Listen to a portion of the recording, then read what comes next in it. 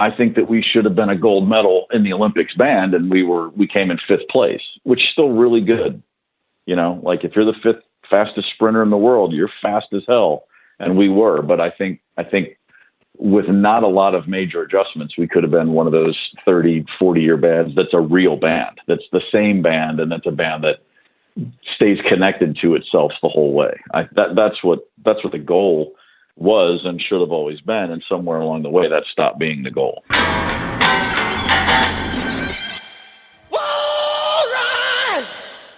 Hey, welcome to FeedbackDef. I am Sabby Reyes-Kulkarni, the apostate music journalist, and I could not be more excited to finally share this interview with longtime Black Crowes drummer Steve Gorman with you. This interview took place originally in April of 2022. I had just been assigned, or I had just asked for and requested the assignment to do a 30th anniversary retrospective write-up on the Black Crowes' classic sophomore album, The Southern Harmony and Musical Companion, for the outlet Holler Country.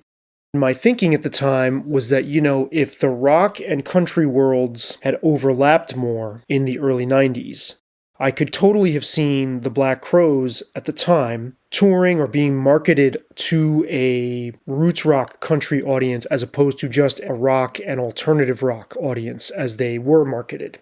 They were originally marketed as kind of like a quasi hair metal act, or they toured with bands like that, like Junkyard, and they were in those kinds of magazines, Macaulay Schenker Group, people like that. And on that second album, they got a lot more rootsy, a lot more earthy.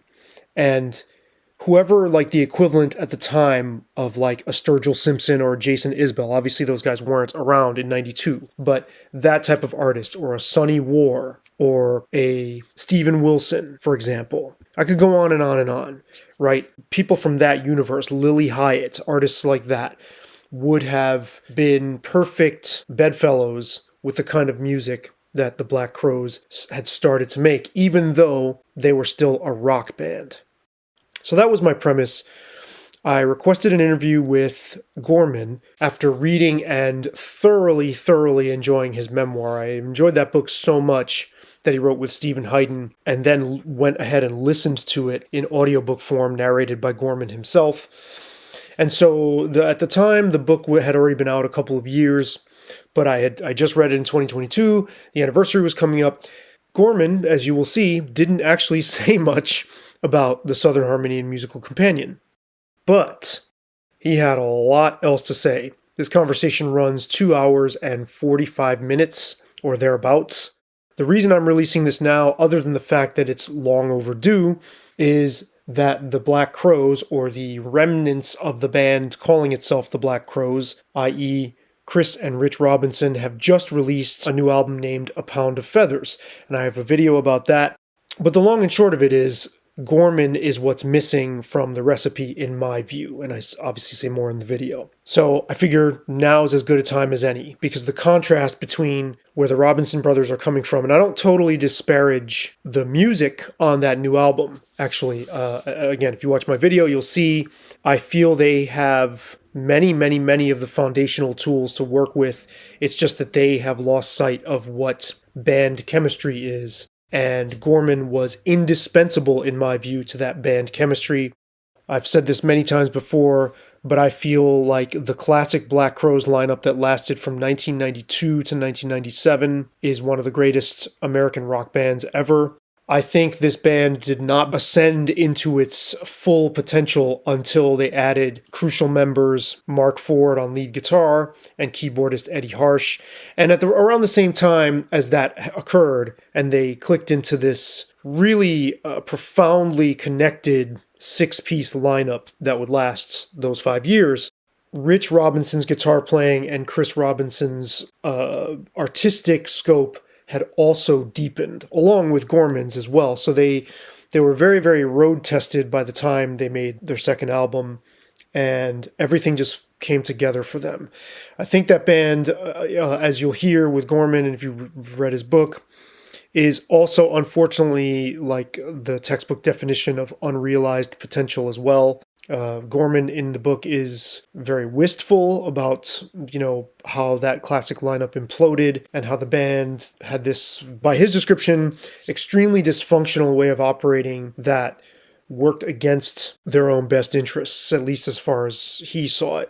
Gorman, if you know anything about him, if you follow any of his work as the host of a radio show, sports commentator, or just read the book and happened to watch or listen to any of the interviews he did around that time, he is a talker.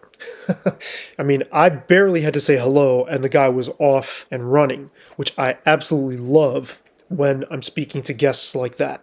Not so much when they ramble, but he's not a rambler. I don't want you to get the wrong idea. He's extremely coherent, and you're just like gripped by his train of thought. But I was nervous because I was like, whenever I see people are like that, are so easy and free in other interviews, I'm like, well, will I be able to click with them and, will they be as comfortable talking to me? And I have my doubts sometimes going into that. That ended up not being the case. It was fine, but there was one hiccup. A really significant hiccup. Shortly after I asked my first question, I noticed the record light wasn't on. And it was within a minute. It was somewhere, 20, 30 seconds, something like that.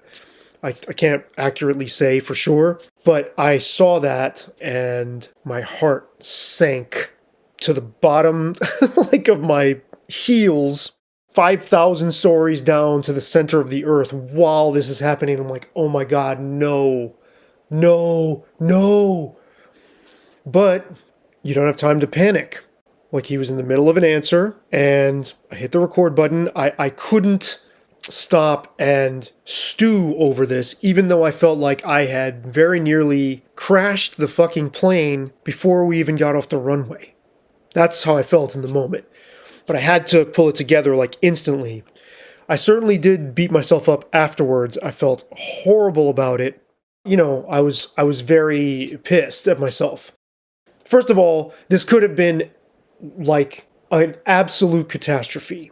This could have been like a nuclear meltdown, Chernobyl event for me if I had gone the entire way and realized, oh wow, we didn't record anything. But, it was bad enough. But as it turns out, I didn't forget to hit record. I realized later, accidentally realized this, that I was so amped and pressed the button with so much it wasn't force, but it was that it clicked on and clicked off instantaneously. And the only reason I noticed that was because it happened again shortly thereafter. And I was like, oh, okay, well, that I can forgive. Yes, that was awful, but I can forgive it. So let me tee this up by reading my first question, and then I'll let Steve take it away. Please do hit the like and subscribe and notification buttons if you like what I'm laying down. I have lots more Black Crowes content in the pipeline. I love talking about these guys. I have a lot more to say about these guys. I have other segments already recorded. So if you're into the Crowes and that era of rock, you're in the right place. So here's my first question.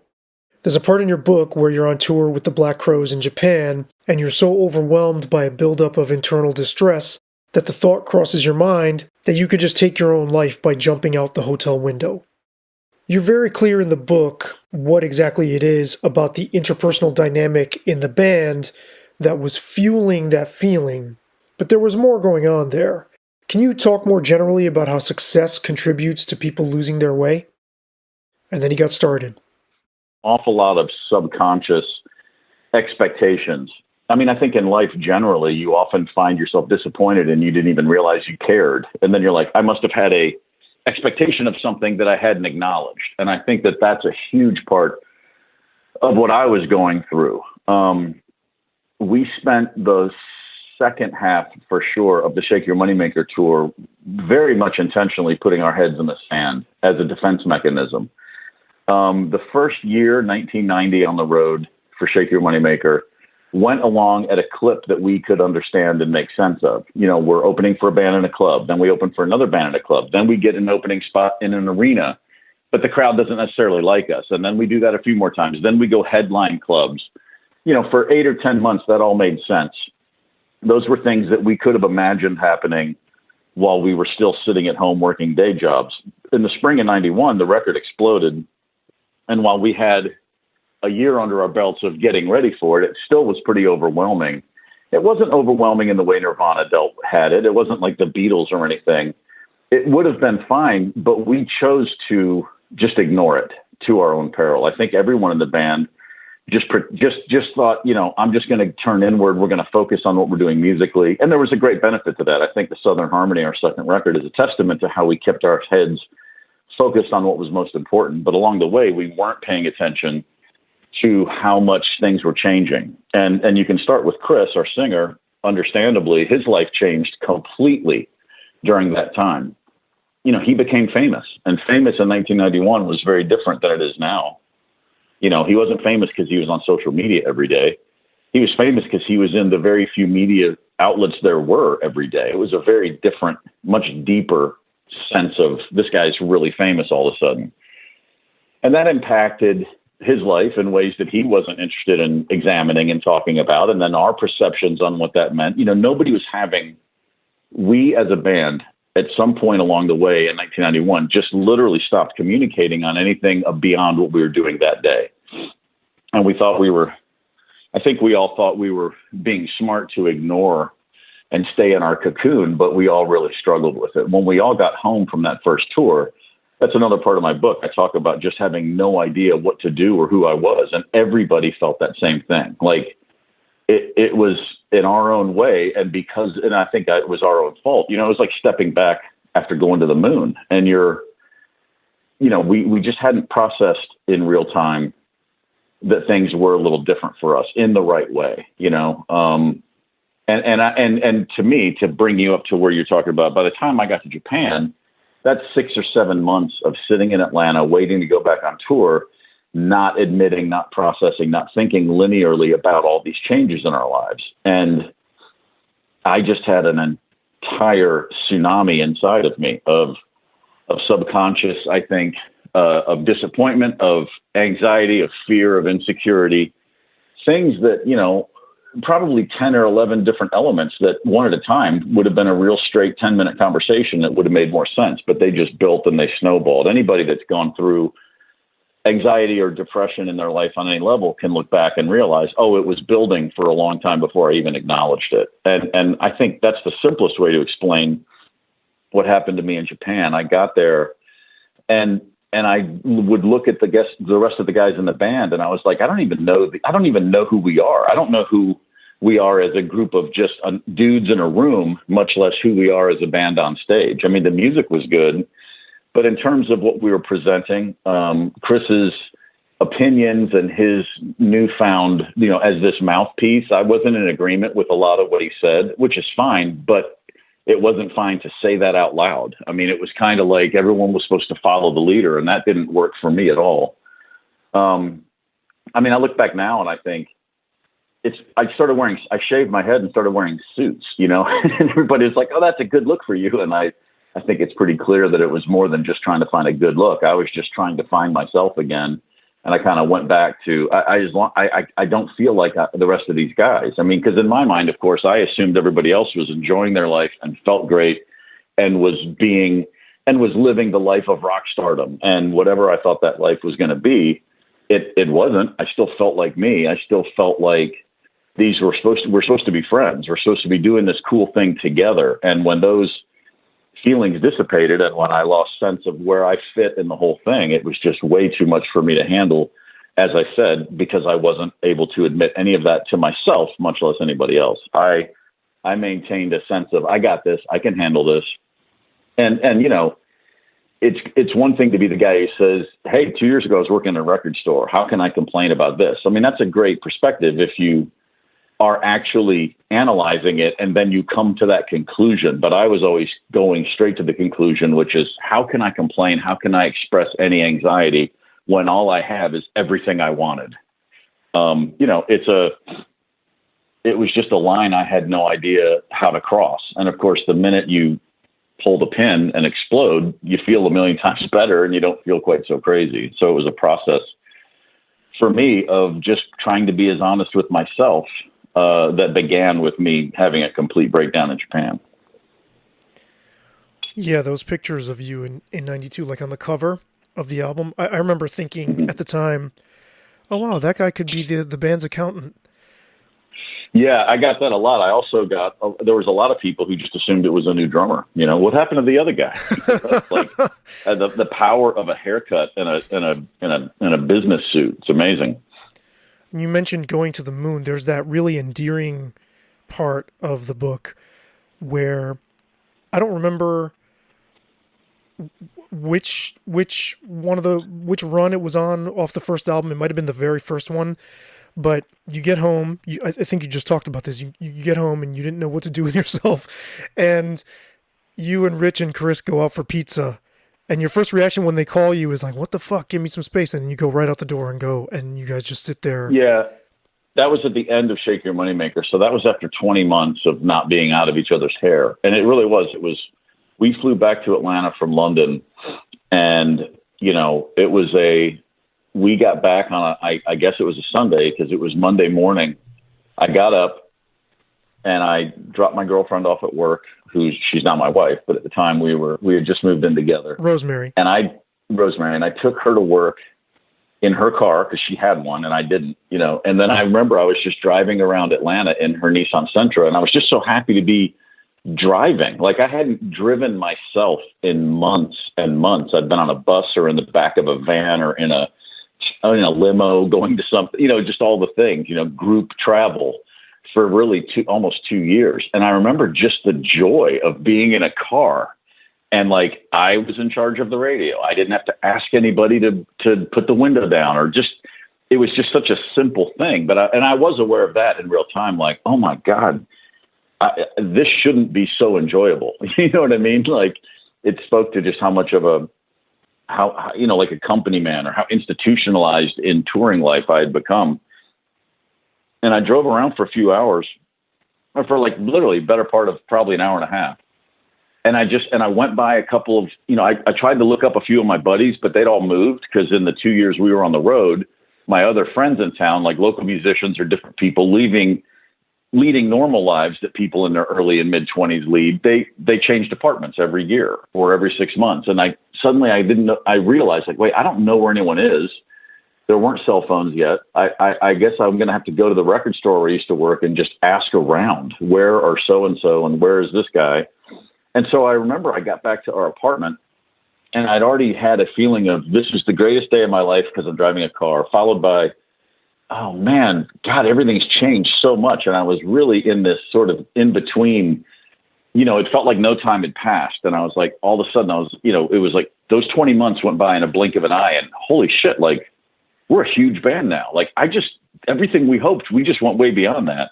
And then it was mixed with, but I can't find my friends. I was really already then struggling with a lot of these things. And then I looked and there was a message on the answering machine and it was Chris saying, hey, me and Rich are going to Turkey King. It was a turkey burger and turkey sandwich place called Turkey King. He goes, hey, we're going to lunch. Come on. Right. You worked at a pizza shop. That's okay. Right. So, right. Yeah. Yeah. And he said, and you know, the message was like, hey, me and Rich are going to Turkey King, man. We'll be there in 30 minutes. Come over. And I said out loud, I mean, I remember going like, what the fuck? Give me some space. Like, are you kidding me? I mean, the funniest thing is 2 days earlier, me and Chris had driven to our last gig of the tour together from the hotel. And we didn't say one word to each other, like driving for 30 minutes through central London, both staring out the windows. We weren't even speaking to each other. And now we're home for not even 24 hours. And he's like, let's go get lunch. And I said, it's funny because I don't remember certain parts of the book, what made the final edit. I always think in terms of what I fully wrote. And so, but I remember going like out loud, just kind of cussing him out for, God, give me a break, man. You've got to get out of my hair. And then standing there for maybe 20 seconds and just grabbing my keys and going. And I took the elevator down, hopped in the car and went to Turkey King. Like it was a moth to the flame, you know, like, that one day I do remember feeling actually better knowing that they were just as lost as I was, you know, because of course I'm a guy, I'm not about to look at them and go, man, I don't know what anything means anymore. I think I've lost perspective. I think I've fallen into that trap. You know, I don't know what to do. I could have said any number of things and they probably at that day would have said me too. And it would have been better. And as it turned out, we all sat on that until we got to Japan. And And then the three of us had a conversation in Tokyo that we really would have been much better served having had 8 months earlier at the Turkey King in Atlanta. Right. And by that time, the second album had come out. It debuted at number one. We put up a tour in theaters that sold out across the country immediately. There was just we were bigger in Japan than we were, when we first got home 8 months ago. So the pressures I was feeling had just built in all of us, I think, and that's what led to that. All that. It's a long-winded way of saying we all kind of lost our way there for a while. Sure, and I mean, when you're reading magazines and especially as a teenager or a younger person, and you're seeing pictures of bands you like, and you see the tour dates, and you think, oh my God, that's the life, and then to hear people talk about it. There's lots of people who've talked about this, but one that comes to mind is Jason Newsted of longtime Metallica. Talked about coming home and always feeling disoriented and depressed afterwards, and that I'm compositing what a lot of different people have said here, but the regimentation of it, the always having your day sort of spoken for and chopped up into bits, and then being home and not knowing what to do with yourself. All of that.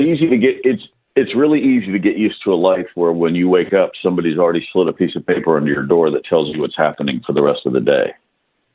That's a real easy thing to get used to. You know what I mean? It's an easy thing to get used to, never having to get up and go get some water, because there's always a case of water right wherever you are. Everywhere you go, if you have a need, it's either right there or or you can look at someone and say, hey, can I get anybody got any Reese cups? And suddenly someone's running out to get one because they're a promoter rep's assistant and they're trying to impress their boss. But that means you're going to get a Reese cup in 38 seconds.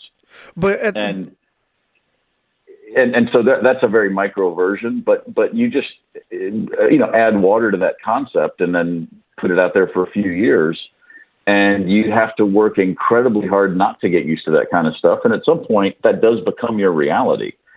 And, that's another trick, like when Jason said that about you get home and you're disoriented, again, the problem isn't that. The problem within me was I just wasn't going to admit that any of this stuff was bugging me. My persona in the band from the time we were a local band was always, I'm supposed to be I saw myself as this. And I know that initially other people did too. And it's just stupid how you fall into these roles. But I was the guy in the middle. I'm the logical one. I'm the reasonable one. I'm not one of the two brothers who are flying off the handle at everything.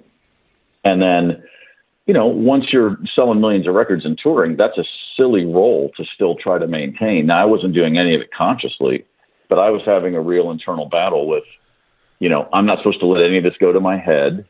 And there's a big difference between turning into a quote unquote rock star and becoming an arrogant prick and simply acknowledging my life has changed. My new reality is very, very different. And if I'm going to maintain a sense of who I am, I have to admit that I'm doing it in a whole new realm.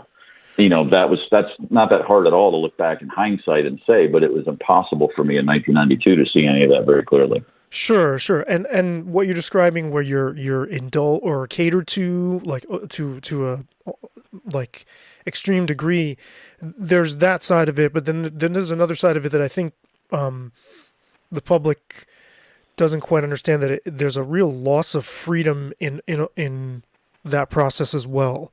Like you said, just being able to drive a car. That's something that's never occurred to me, that someone in that situation. And there are certain people who see all of that as nothing but freedom. It's your personality too. I don't think that's something that, say, our singer Chris, I doubted ever once, he didn't like to drive even when he could drive as an anonymous guy in a local band. You know what I mean? We all have different things that take meaning to us. You know what I mean? I went to college and I was not in a fraternity. I never would have considered in a million years being in a fraternity. And I saw a rock band as a place where everybody can be their own person, whatever that is. It was like the antithesis of groupthink. And then I got into a band that was very much groupthink once we became successful. It wasn't that way as a local band. Or if it was naturally that. It wasn't enforced. It was just we had a when we were rehearsing and playing a gig and seeing each other 2 of every 7 days, it was real easy to fall in lockstep. And then when the record came out and we were together 7 days a week for years on end, groupthink became a real thing in the Black Crowes. And it was, having an entirely different view or suggestion or idea. You always had to fight just to suggest anything, to propose any idea. It seemed to be an argument. And my nature is I just detest that reality. And so I was also struggling with I didn't ever want to be in a band like the one I was in. I loved what we were doing musically. I thought when we were on, we were great. I mean, I really did. I would look around summer of 93 at European festivals. I watched a million bands and I was like, man, I'm really glad I'm in this band. But off stage and out of the studio, a lot of the hardest part about being in a band, I've said this for years, is just being in a band. Because for those 2 hours on stage, that's the easy part. The other 22 hours, man, there's gotta be, in my idea, a band has perfect boundaries. Everybody's respectful of each other, full stop. And then if you like each other, that's a bonus. But all you really need is respect for each other as individuals and as musicians. And then you can go anywhere you want to go. I always looked at R.E.M. as the perfect example of that. Very clear, interpersonal respect. And then the friendships within that band, as far as I'm aware of and what I always heard, that was a secondary thing, but the band was first. And, there was a lot of lip service to the band being first in the Black Crowes, but the way I look at the world, that was never the case. There was a lot of ego and there was a lot of control and power grabs. And I was not interested in any of that. All that stuff sort of repulsed me. And I just thought all we're ever doing is getting in the way of our potential greatness. That was another whole issue with me. Like when I mention R.E.M., I mean, like, that was my favorite band of all time. Right. And that's musically and otherwise. I would look at photos of them. Like you said, you look at photos of your favorite bands, they didn't have a stylist in the 80s. They just looked like dudes, and they were wearing, Pete Buck wore the same Future Farmers of America jacket for a whole year in photographs. I was totally, that was my North Star as a band for so many things. And I think, the Black Crowes, first time in LA, we're shooting a video. There's a stylist. They're like, hey, try these 9 shirts on, do this. Let me get your hair right. And from the jump, I was like, man, this is not the world I was envisioning. But in those days, it was easier to deflect and ignore it because we all kind of felt that way. And we all still were very much friends. Like, we had each other's backs. And then by the time the second album came around, like I said, I was just wearing suits and I had short hair and I didn't care. I was like, that's just gave me one less thing to think about. And it did seem natural. I think the band found its authentic self, in 1991. And by the time we made our second record, that was a much more authentic, this is actually just who we are. And I was okay within that. I was comfortable on a lot of those levels at that point. Still had some internal struggles, still had a really hard time admitting to myself when I was feeling weak or angry or, anything I was feeling. It was not a place the band wasn't a place where anybody could look, and it wasn't just me. Nobody was going to look at the rest of the band and say, guys, I feel lost. I'm really confused and I'm scared and I've never felt this and I need help. That was, and we're hardly alone in that. There's not a lot of rock bands of dudes in their 20s that are going to have those conversations. I mean, what would you have said to somebody who came, if one of your bandmates came to you and said that, how do you think you would have been towards them? I mean, how trustworthy would you have been? I honestly, I think I would have said, man, I totally get it. Like, what's going on? The truth is that's actually a great question. Because the truth is, one-on-one, we were having those conversations. I had conversations with these things one-on-one with Chris, with Johnny, with Rich. That wasn't that unusual, actually. But the minute, there was a lot of one-on-one connections. The second a third person entered the room, it just, the dynamic, that dynamic always changed. Somebody would say, what are you guys talking about? And then, like almost with suspicion. And then and then the two of you had just opened up and had this moment of vulnerability. And then it's like, do we, then as but if the third person would always throw that off, it was always like, hang on, they're not in the same mindset. They're just looking for their boots, and there's a good chance they'll laugh at us. And so just shut it down. I mean, Johnny and I spoke about these kind of things very regularly. I can look back at a few conversations with Rich like that. I can definitely remember. And then the same, Chris and I talked about stuff like this a lot. Now, it was usually more geared toward what he was going through, as you might expect. But at the same time, I understood that, because even in the depths of my feeling like I'm a little crazy, I knew my life was nothing like his. You know, I could walk out of any hotel in any city in the world and go get a cup of coffee, and he couldn't. You know, and it's just that simple. Like, right. We were leading incredibly different lives while walking side by side through the 90s. And so, you know, I wasn't, you know, I was reluctant in a way to even, you know, I would look at it, and this isn't a healthy way to be, because, you know, your problems are your problems. But I'd be like, well, hell, he's the one guy I can't talk to about this. Look how fucking crazy his life is. So, and I will say this too. I don't think anything I just said, I don't think any member of the band didn't experience some of that same stuff. I'm the only one that wrote a book about it, but I know for a fact everybody else can relate to what I'm talking about. Maybe not so much Mark and Ed, just because of the nature of how they joined the band and when they joined and what their role was and how those roles shifted. But for the four of us, you know, who were there from the beginning of the Black Crowes going through the 90s, we were all experiencing these things. And in fact, Jeff Cease, who played on Shake Your Moneymaker and was with the band for that first tour, you know, he told me when he read my book, he said, man, it broke my heart, your chapter about Japan. He goes, but I felt every bit of that whole European tour in the spring and in the fall of 91. He goes, man, that was exactly how I felt for that whole European tour. You know, Jeff just got there before anybody else. Right. You actually say that in the book. So, and there are also several moments in the book where you talk about these moments of connection, however fleeting, that between you and mostly Chris, but also there are moments with Rich as well. Mm-hmm. And one of them, I believe it's Chris, says, when you're all in the room, each person gets a turn at crying, right? Where it's first it's you, then it's Chris, then Rich knocks on the door. Where I believe it's Chris who says, you know, it has to be, you're the older brother I never had. Yeah. And I'm really curious about that, because you're the youngest of 8. So how did, and I would imagine this was maybe in the like unexpurgated cut of the book, or unexpurgated version of the book that you submitted. But being the youngest and then being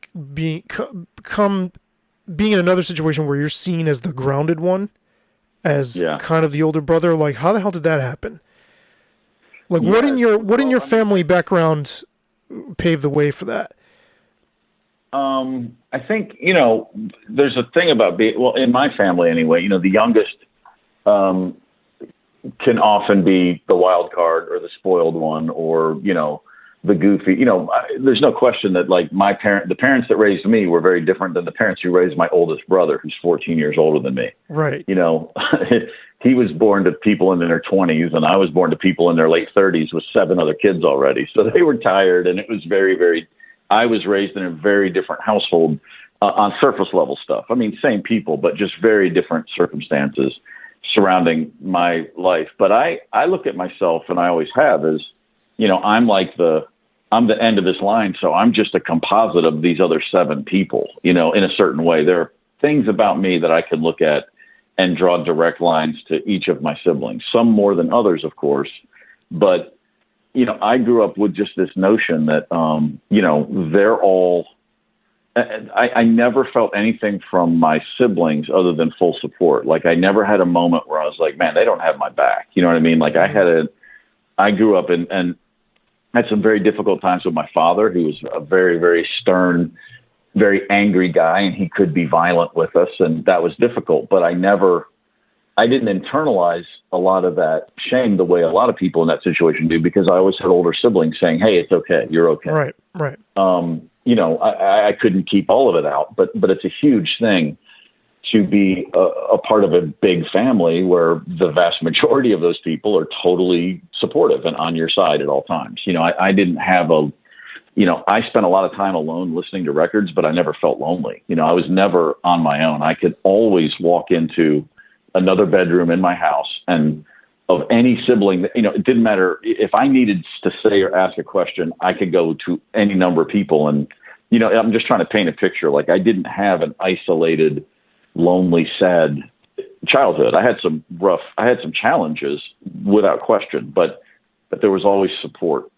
And I think that when I first got to Atlanta, and Chris and I were roommates and became friends right away, I mean, we took to each other very, very quickly. There was something about me that he needed at that moment, and something about him that I needed at that moment pretty clearly, because we were inseparable almost overnight, you know, really, really quickly, very, very tight. Well, I think it just occurred to me, sorry to interrupt, but you describe it kind of like a sibling. Well, initially in its early days, it had echoes of, like, you know, when two dudes are hanging, they're like brothers, right? Mm-hmm. This had never actually occurred to me, and I read the book 2 years ago. He's maybe the younger brother you never had. Oh, absolutely. I mean, no question about it. I mean, I just saw there were times. I mean, look, sometimes it's as simple as this: when you're getting to know somebody, and you know, you're getting ready to leave. You know, he had a car, but the second day I was there, he gave me the keys. He's like, "Here, you drive."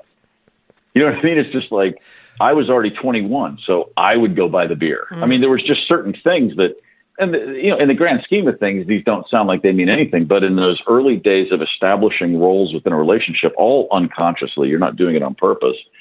I just, you know, having had a bunch of older brothers, I kind of knew what to do. I knew that role. I'd been an RA in my dorm. You know, the 6 months before I met Chris Robinson, I was helping freshmen acclimate to college as a senior in college. I was the big brother to a whole bunch of kids on my floor, which honestly, until this very moment, I've never even thought about that. But it was a similar kind of thing. It's just, you know, I'd been a camp counselor. I worked at a summer camp for kids with physical handicaps. I mean, there's just certain things I had done in my life, I guess, that you just read a room and figure out where you're most helpful or where you're needed, or you just, you know, and I think with Chris, it was just obvious he needed, he felt very good having someone that was, like I said, kind of reasonable, you know, he could go off and I could listen to him and I would just go, "You're so full of shit. What is wrong with you?" And he didn't like it, but he respected it, I guess. Right. Or he and craved it to some degree. Yeah, he absolutely did crave it.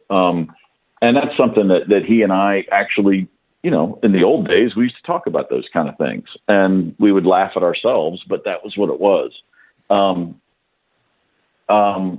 know,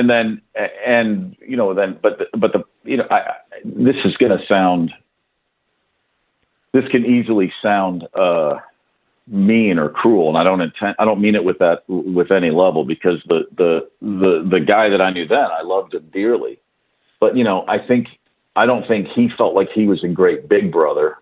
I think he wanted to be. And I think that, you know, Rich had always sort of played a part of being the older brother on day-to-day things. Like, he was the more logical one in the family growing up. From everything they've always told me and we've talked about and what I saw, I think there was always kind of a thing of he's certainly headstrong, and musically he was running the show. But in a lot of ways, there was a sense of, you know, Rich, take care of your brother. There was some of that element too. Maybe it's not said directly, but I felt like that was in the air, you know? Mm-hmm. So, you know, everybody comes in with their own special conditioning. You know what I mean? Like, you know, my codependence, which I was unaware of was even a thing until the late 90s. You know, I grew up in a house where I was afraid of my dad. Like, I talk about how wonderfully I was supported by my siblings, but I was never not, you know, like, I grew up, just the easiest way to put it is, there was never a moment in my childhood where I didn't know where my father was. Always. I had a radar for him.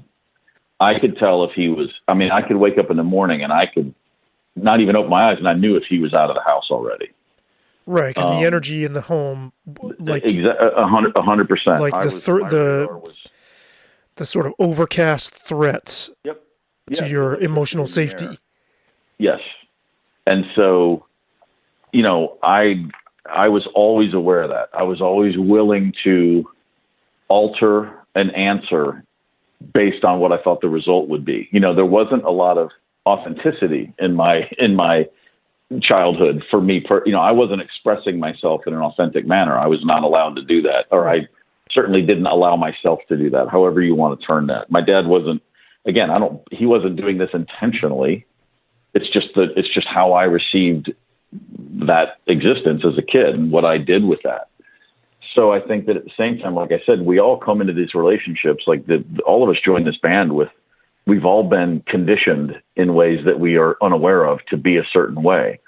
And it was not unnatural for me to hold my tongue, to just wait, let something play out. And maybe after the fact say, look, this would have been better to do it like this. Now when push came to shove, I would stand up and say, no, this is how it has to be. I know I'm right. You're wrong. I don't give a shit.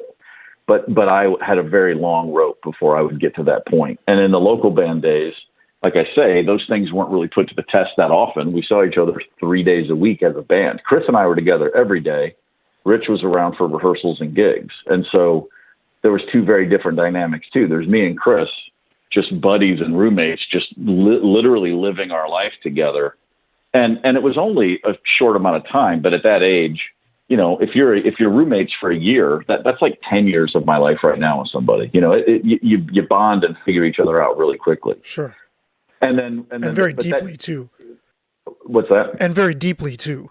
Very, very. Oh gosh, very deeply. Especially when you're both looking for it, you're craving it. You know what I mean? So that was us. And then when Rich would come around, it was a very different dynamic because of course. But I understood that too. I was like, I don't want to be in the way of two brothers. Like if somebody tried to get in between, I never had an antagonistic relationship with any of my brothers the way they did. But at the same time, if anybody gets in the middle of us, we're going to kill that guy. You know what I mean? It's like we have our own business. So I understood the brother thing pretty well. I thought, I certainly wasn't, there was never a sense of, as I did my best in the local days, I did understand a very different thing. There's me and Chris as like a duo in life. But the band is, I'm in a band and my partners are brothers and, for better or worse, that's impregnable, like impeachable. That's just right. That's gonna be sloppy and messy, and I'm gonna do my best to keep it from, taking over. But I never lost sight of what that was. Yeah, it sounds like and perhaps this is obvious in the book, but it didn't click. It sounds like you had acquired some like responsibility and like nurturing skills from your older siblings. Also the fact that you knew your parents, when you turned 18, you were on your own. Yeah. So there was a long runway for you to acquire some sense of responsibility and caring for other people, even though you were the youngest, right? And then, sure. But you attracted yourself to a situation where the constant threat wasn't in the same form as what you felt from your dad, but there was a sense of constantly never quite being on solid ground.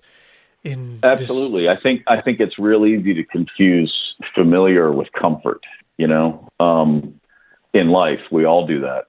Like just because it's familiar doesn't mean it's good for you and comfortable, but who's thinking that way? It's what you're tuned to. It's like you're an instrument. You're tuned to that. It truly is. It's you know what they say. I mean, not to, I'm not trying to overwrought anything, but hurt people. You know what I mean? It's like right. You find people whose damage matches up with your damage. And, I do think it was a perfect, like I used to say, and I've said this, no, I still say this. I mean, the thing that really got me about the Brothers Robinson is I knew, like I said, there was the dynamic of just me and Chris, but then I always felt when the three of us were together, there was a chemistry there. There was just a charge in the air.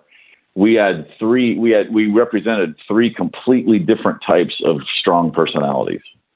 And the challenge was always finding another person to fit in. But the three of us were almost right away. And it isn't, and Rich and I weren't good friends, but that wasn't the point. There was just a thing. And, there was a musician in Atlanta, a guy named Andrew Kyler, and he's still a good friend of all of ours individually. And he's a great guitarist, and he still plays. He's got a great band right now called Rare Birds in Atlanta. And Andrew and I worked together at Fellini's, and he saw me play a gig with Marry My Hope, my first ever club show. Right. And right away was like, dude, like, how long have you been playing? Like he was a legit established, really good musician in the scene. And he was one of the first people who ever looked at me and said, you're going to be great. Just, dude, you've got this thing. And I was it meant the world to me. You know, I was like, oh my God, that's like the coolest dude in town. And he thinks I'm going to be a good drummer. You know, it meant a lot. All right. The producer of the first demo said that you played on said the same thing, that you got feel.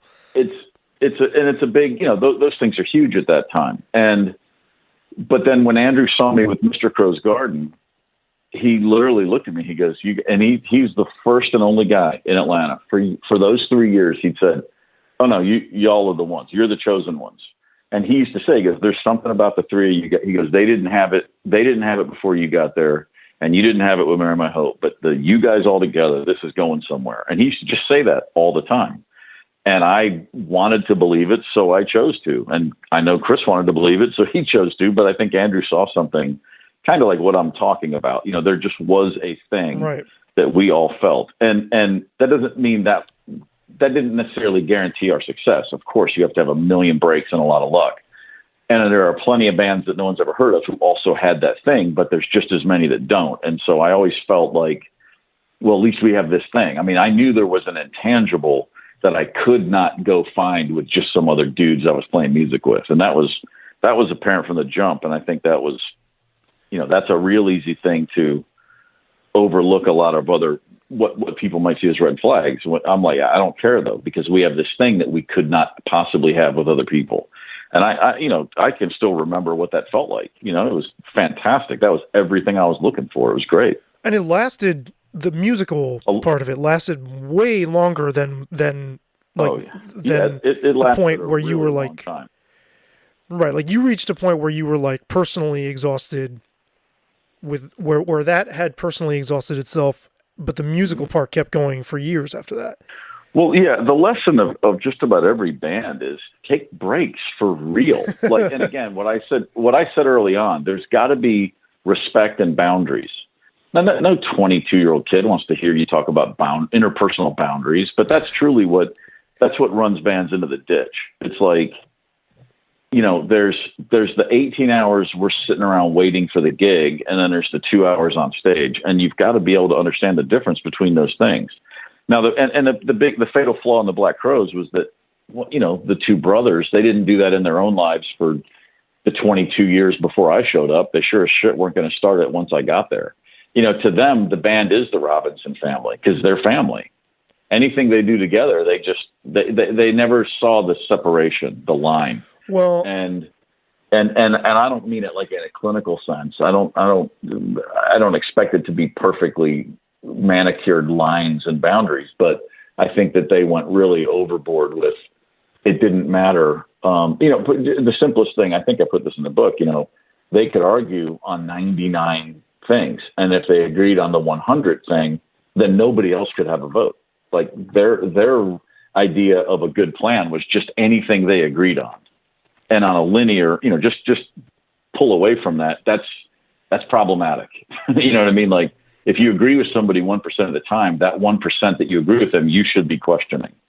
Right. And this was compounded also by the fact that they were the two primary songwriting engines of the group, and also sort of depended on each other for that. So like if it had been you and Rich or you and Chris in that role as being the primary songwriters, and then one of the brothers was more of a it would have been an entirely different dynamic. Now and that's not to say that should have been the case at all. It's just, if we're talking about things in a clear-cut linear way, then yeah, of course, it's just another element that compounds the dynamic. Right. I could see how they overlooked, saw the universe in. And on a band decision, just like when you're writing songs, if they both like the song, there's no room to go, not that great. You know what I mean? It's like, no, we love this. But the whole rest of the band's going, really? That? You know, there's nothing you can say. It's like, okay, I guess we're doing this song. And, you know, the truth is, I've never thought we had a shortage of good songs. I thought we had a shortage of discernment as to which ones they were. Well, but even then, I mean, you know, that didn't become fatal. Like you guys had a long run without that aspect sinking the Sure. band.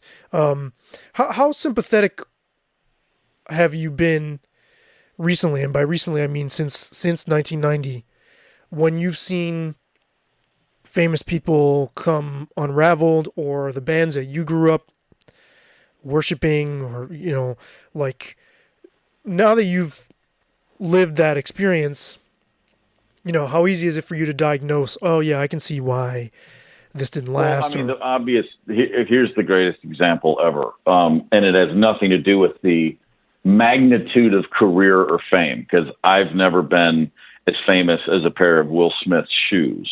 But that said, my wife and I were watching the Oscars, and all I saw was a guy struggling to just live in that moment. I didn't think Will Smith is an egomaniac movie star run amok. I thought that guy is in so much pain, and he is so confused. And that was before he opened his mouth. That was just the slap. Then his speech was just that. It was a guy that's just so far removed from who he really is. Right. And I genuinely felt sad for him. I was like, I mean, it was like you're kind of laughing, like, oh my God, this is fucking crazy. But the reality is, it's actually crazy. He's not well. I mean, he's got some issues, and I don't say it's actually crazy in a snarky way. I'm just using that word. That's what it is. That's a guy who is he's not in line with his authentic self, and it just came out in the worst possible way. The external and internal battles that he's dealing with probably now for years, and I know nothing about the guy's life. Literally, I learned more about him in the last month than I ever knew before. But all I know is watching that happen, I just felt like, oh my God, that guy's a mess. Well, and by crazy, we could say crazy is the moment, because what was clear when you watch it, this is the moment where the person's, where the brakes fly off, and the person's, what they're struggling with tears through the facade of the behavior you expect because of the occasion, right? Like, so it tears through the artifice. Like, so what happened, what you were describing in Japan, a kid reading a rock magazine is going to go, oh, that's weird. Like, how can somebody feel that in that moment, right? Because that's the moment where the the wrecking ball hits and crashes, and it's like, no, there's a person in here. Man, it honestly breaks my heart when I hear about, like, some, like, a pop singer, some 23-year-old pop singer that my daughter loves, who I've never heard of, spins out on stage and goes into therapy. It happens. It doesn't have to be anybody that I'm even familiar with on any level, but, you do start to see, like, I'm trying to think, is it Selena Gomez, or it's one of those I just know their names, but there's a younger pop star who's been in and out of rehab a few times, and she's had some real tough times. And anytime I see something about her, it just, I don't think about it for an hour, but I go, oh man, God, can someone just sit with her, and just, I hope she's got the right people around her, because, not to even mention hearing, like when I hear about, like Weiland, I never met the singer of Stone Temple Pilots, but I remember when he died, that hit me very deeply. Just the idea that he's just on a tour bus, on a club tour in the middle of winter, but, it's so sad. It's just so devastatingly sad, right, to know that that's where his road ended, and that's just one example that for whatever reason just popped into my head. It was just, but to answer your question, yeah, I do feel, I feel very, I don't know if connected is the right word. I certainly feel tremendous empathy, and I can relate to, on some level, I can at least understand pain is pain, confusion is confusion, and sadness is sadness. And it sucks to watch people going through that. Well, and it's also from the reverse of it, when we think about these famous bands from the 70s, it's amazing they lasted as long as they did. I mean, when you just like go through the sheer like self abuse of like what it would have been like to be Joe Perry or Ozzy Osbourne or Ace Frehley, you know, like it's funny. Like I'm glad you laughed because like some of those stories, like you read them, you're like, oh my god, they're hilariously funny. But it's like to just do that to yourself day after day after day. I'm really surprised more of these people didn't have like serious like schizophrenia level mental health. Sure. Well, I think a lot of it too. Like I think the reason that I freaked out by the time my second record was in stores as opposed to my ninth was just because of all the bands I grew up in. Like I grew up worshiping the Beatles, right? That's the biggest band of all time. They didn't show their crack. They just went away before we could realize they'd all lost their minds. You know what I mean?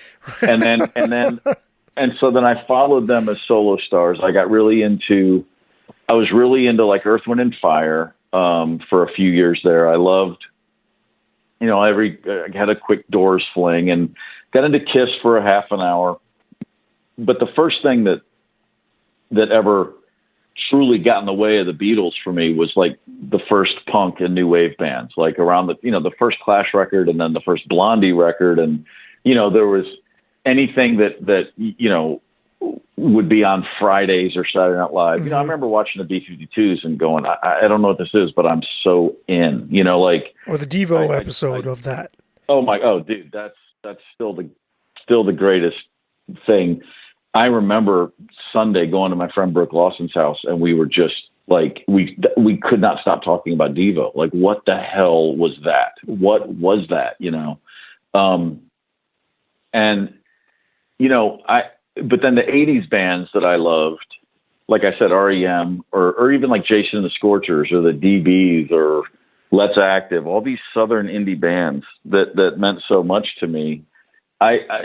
Whether this was true or not, I just saw this common thread of they're not in it for the rock star excesses. They're more grounded. They're coming from a more real place. Like they're not corporate rock. Like, because, when R.E.M. is building slowly in clubs, Journey is on the radio every day and Loverboy.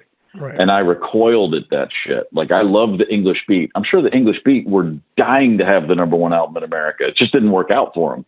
But to me, they were like real happy to be in clubs, because that was cool and real.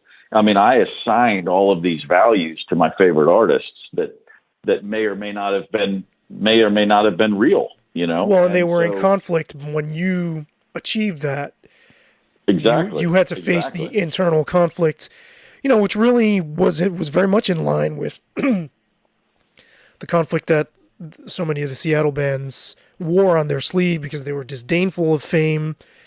And, you talk about this in the book as well, but that was like a core value of that scene. And then all of a sudden it's selling like hotcakes. Mr. Crow's Garden in 1989, 1988 had everything in common with all the alt rock bands of the 90s. We were all the same age. We all dressed alike. We all did whatever. We took a real turn towards rock and roll, and stylistically and otherwise. But, like you said, like those guys would talk about those things openly and their confusion. And I don't know what this means, but I think, I don't like where it's going like that. No one in the Black Crowes ever said that. Certainly not publicly. Like that was not our headspace. It was, and it might not have been my bandmates. Truly, they expressed some. Like I said, we would all talk about some concerns and insecurities privately, but publicly, man, no way. Right, but Chris is grappling with wanting to make the set lists more fluid and take chances there. I mean, that's a manifestation of the same kind of thing. I think so. He used to say, man, we used to go see R.E.M. and they would play brand new songs. So we're going to do that. And which I was totally down with, but I would also say, yeah, but R.E.M. didn't have 5 hit songs on Murmur. It's not like he was wrong and I was right. And it's not like I was wrong and he was right. It just, was always worth a conversation and figuring out that, yeah, you can take a page from R.E.M's book, but you got to recognize that we are in our own book. And our book's very different. Like, they sold 40,000 copies of Murmur, and we sold 5 million of our first record. Right. There's not a whole lot of tips we can take from them. You know, why don't we look at other bands who had a huge first record and see how they handled it? And you know, the answer to that was, those bands suck. Forget it, you know. And again, I'm not saying that I was even putting these suggestions forward logically or non-emotionally. You know, it's like, it's real easy in hindsight to say all this stuff. And at the end of the day, just like everything else in life, everyone does the best they can with the tools they have at the time. So that all is fine. And most importantly, if you'd said to me in 1989, hey, this is all going to happen, are you still in? I would have said, hell yeah, let's go. Right. You know, of course. I mean, you know, my thing, I've had a couple people lately ask me, like, do you even like the Black Crowes? I'm like, I fucking love the Black Crowes. I can brag on them, but you can't. You know, like, I can pick apart the band, but I don't want to hear someone else who wasn't there. It's a great band, and I'm super proud of what we did, you know.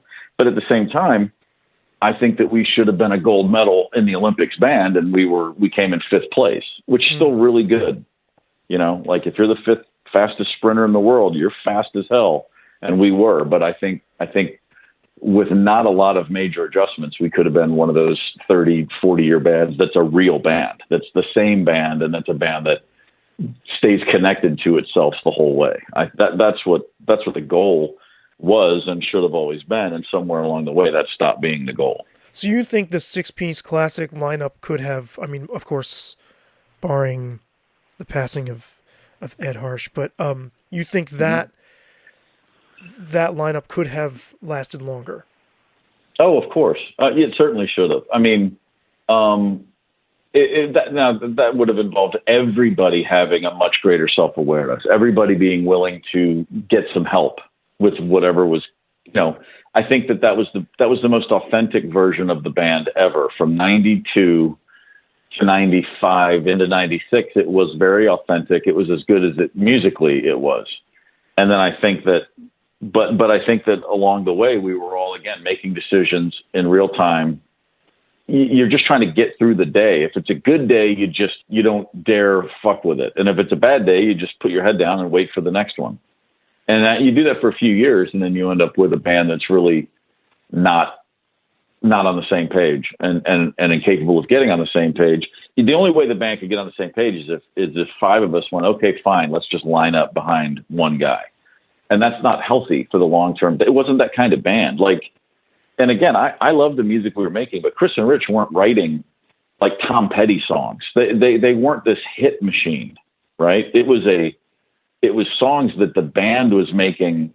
They were good songs that were made great because the band was great and we all were speaking the same musical language. Right. They're not and I don't think, and that wasn't valued enough. That was the, you know, you can talk about magic or you can actually just acknowledge, holy shit, this is actually magical. What this band can do, we're one of those bands, you know, and the trick isn't, the trick is then to go, how do we just stay here? How do we continue? And job one is, we'll make sure no one leaves. Like, that's super important. There was a thing, I didn't write this I think I wrote it. It wasn't in the final book, but in the summer of 95, we actually had a pretty easygoing run in Europe. We were doing some dates with the Stones and a bunch of festivals, and a lot of the tension and the drama from the spring of 95 had just given way, and everybody was in pretty good spirits. And I remember very clearly on a day off, I was walking on the street and I just came across Chris and Ed and Mark, and they were sitting at a cafe having a cup of coffee. And I didn't sit down with them. I just stood next to them. I was like, what are y'all doing? What's up? We're just shooting the shit. And Chris said something about, yeah, we're just talking about, you know, musing about what this band might be like with a different bass player. Oh. And I said, well, yeah, that'd be something, because you're going to have to find a different drummer too. And all 3 of them kind of laughed. And I said, you think I'm fucking kidding? I said, this, we don't change. Nothing in this band changes. I said, if you want a new bass player, figure out a drummer too. And they all looked at me, and Chris goes, you're serious? I said, yeah. And I swear to fucking God, if you bring this up to me again, I got really pissed off.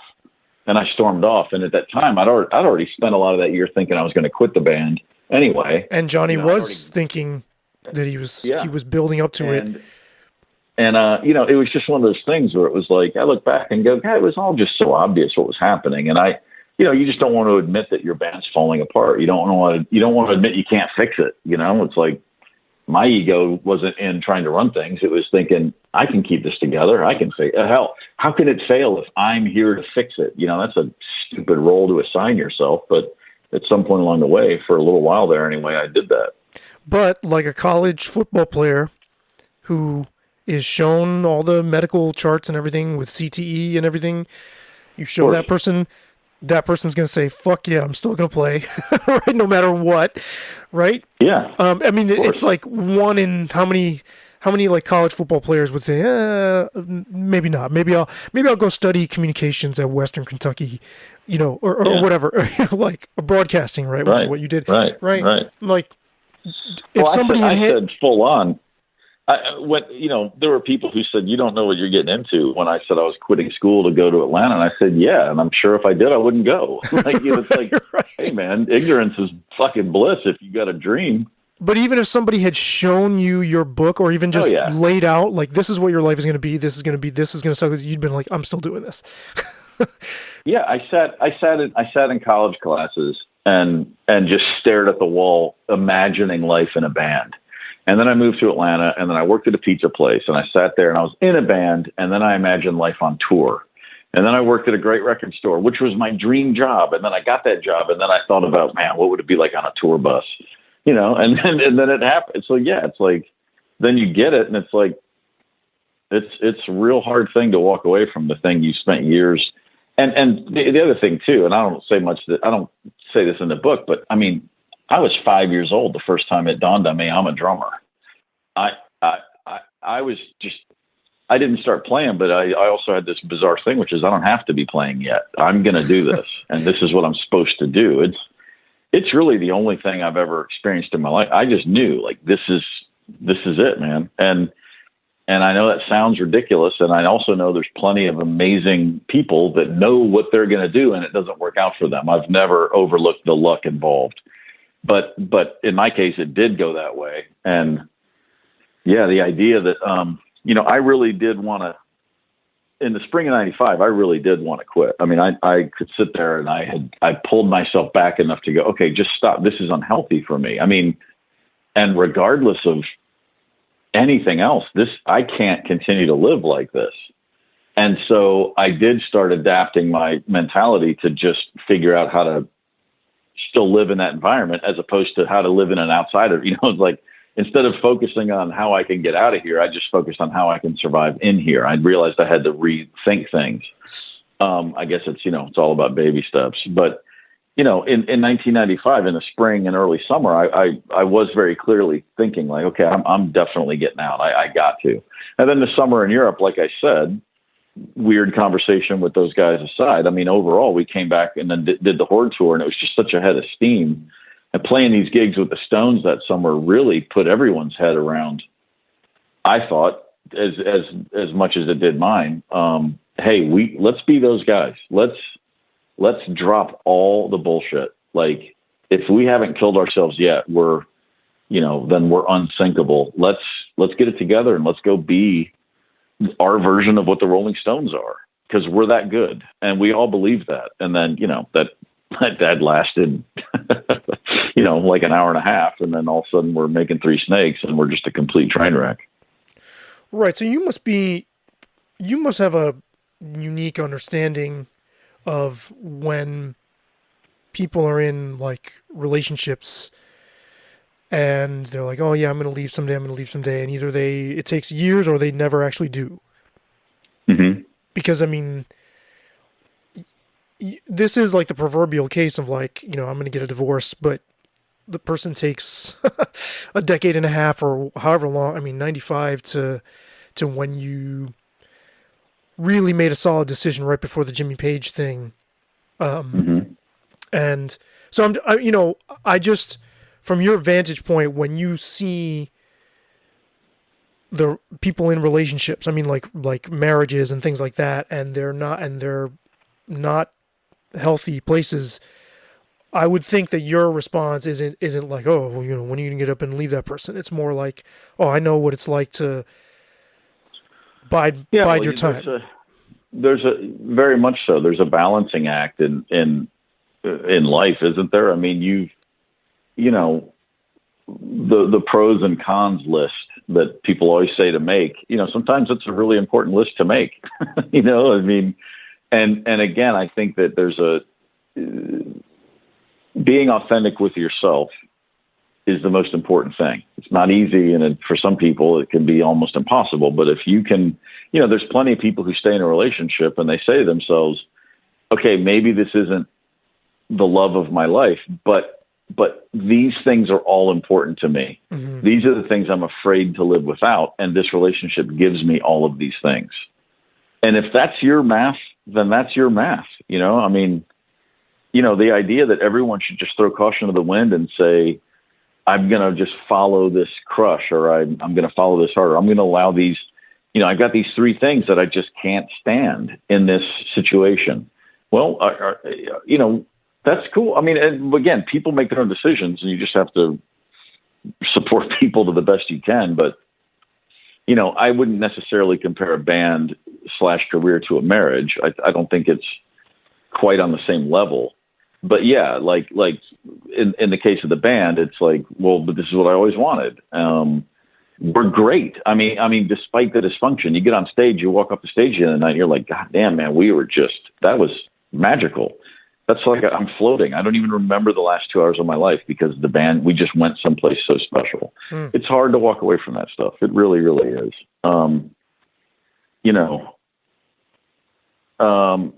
And so to put that into a marriage, I don't know that it's quite as simple, but it's certainly the same kind of thing, which is just, well, what is it I really want out of my life? And am I just not being honest with myself? Am I just projecting? I mean, everybody's got their own math. Everybody's got their own timetable for these things, I guess. I was going to ask you about the Beatles documentary. Mm-hmm. Yeah. Seeing that unfold, because you mentioned how when you were a fan, when the Beatles were active, you had no idea all this stuff was brewing behind the scenes. How much, from what you had experienced, how much resonated with you from seeing their struggles on film? Well, I mean, if that's them struggling, then there's not much to compare. You know what I mean? Like, their struggles came before and after that film, really. George getting in a huff and walking out is like nothing. It's like, okay, whatever, it's Tuesday. It's funny, like, that's one band that I can relate on certain levels. Anybody that's ever been in a band can relate to some of the stuff they saw there, but they're still just such a special case. I was thinking about what other band on earth could you sit and watch 8 hours of them hanging out and be even remotely entertained or amused by, much less completely entertained and amused by, and who could be that compelling? There's just not many. And that thing shows the greatness of the Beatles on and off stage, on and out, in and out of the studio. Like, those four personalities, those four people, that is just magic, man. You know what I mean? Like, it's crazy to think that those four people were all actually in one band. And it makes sense that they did what they did and how they did it. To see McCartney at that time, he was on about a 3-year tear there that I don't think any songwriter's gotten close to since.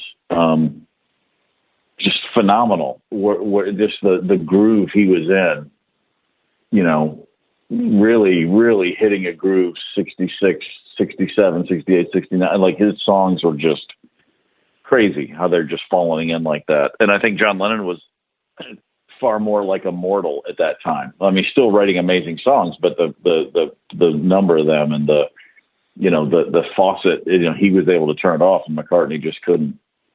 I think that kind of stuff was more kind of mind blowing to me. But there's a lot of sitting around. I mean, there's a lot of, you're just waiting for inspiration to strike. And when it does, the thing about those guys to me was that it was amazing watching. I saw an interview with Peter Jackson. He said they have hours of them working on All Things Must Pass.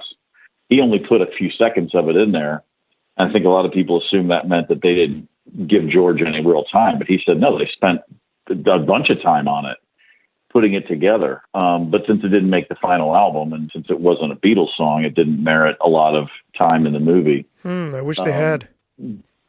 You and me both. I would have said, I mean, they showed it for 15 seconds and I had tears in my eyes. Yeah, it was very moving. I think that the thing is, those guys recognized a good, they're working on Maxwell's Silver Hammer and they're all giving it their all. Like they had they recognized a good idea, and they didn't care whose it was. They would all jump in. And John and Paul's relationship is so incredible to see, especially at that time when everyone's assuming that they're at each other's throats and they're just dying. They're just trying to crack each other up and they're seeking each other's approval. Not that they say, hey, good job, but just in a nod or just the energy between the two of them. Right, you can tell, yeah. The energy between the two of them is phenomenal to see. I mean, there's a reason those guys wrote 300 and whatever songs, and we've heard most of them. They were so connected in a way that people just don't normally connect. What do you think of George Harrison's contribution to them and how much credit he does or doesn't get, and also All Things Must Pass, the album? You said you bought their solo album, so... Yeah, it's a great... it's a freaking incredible album. I mean... I think that,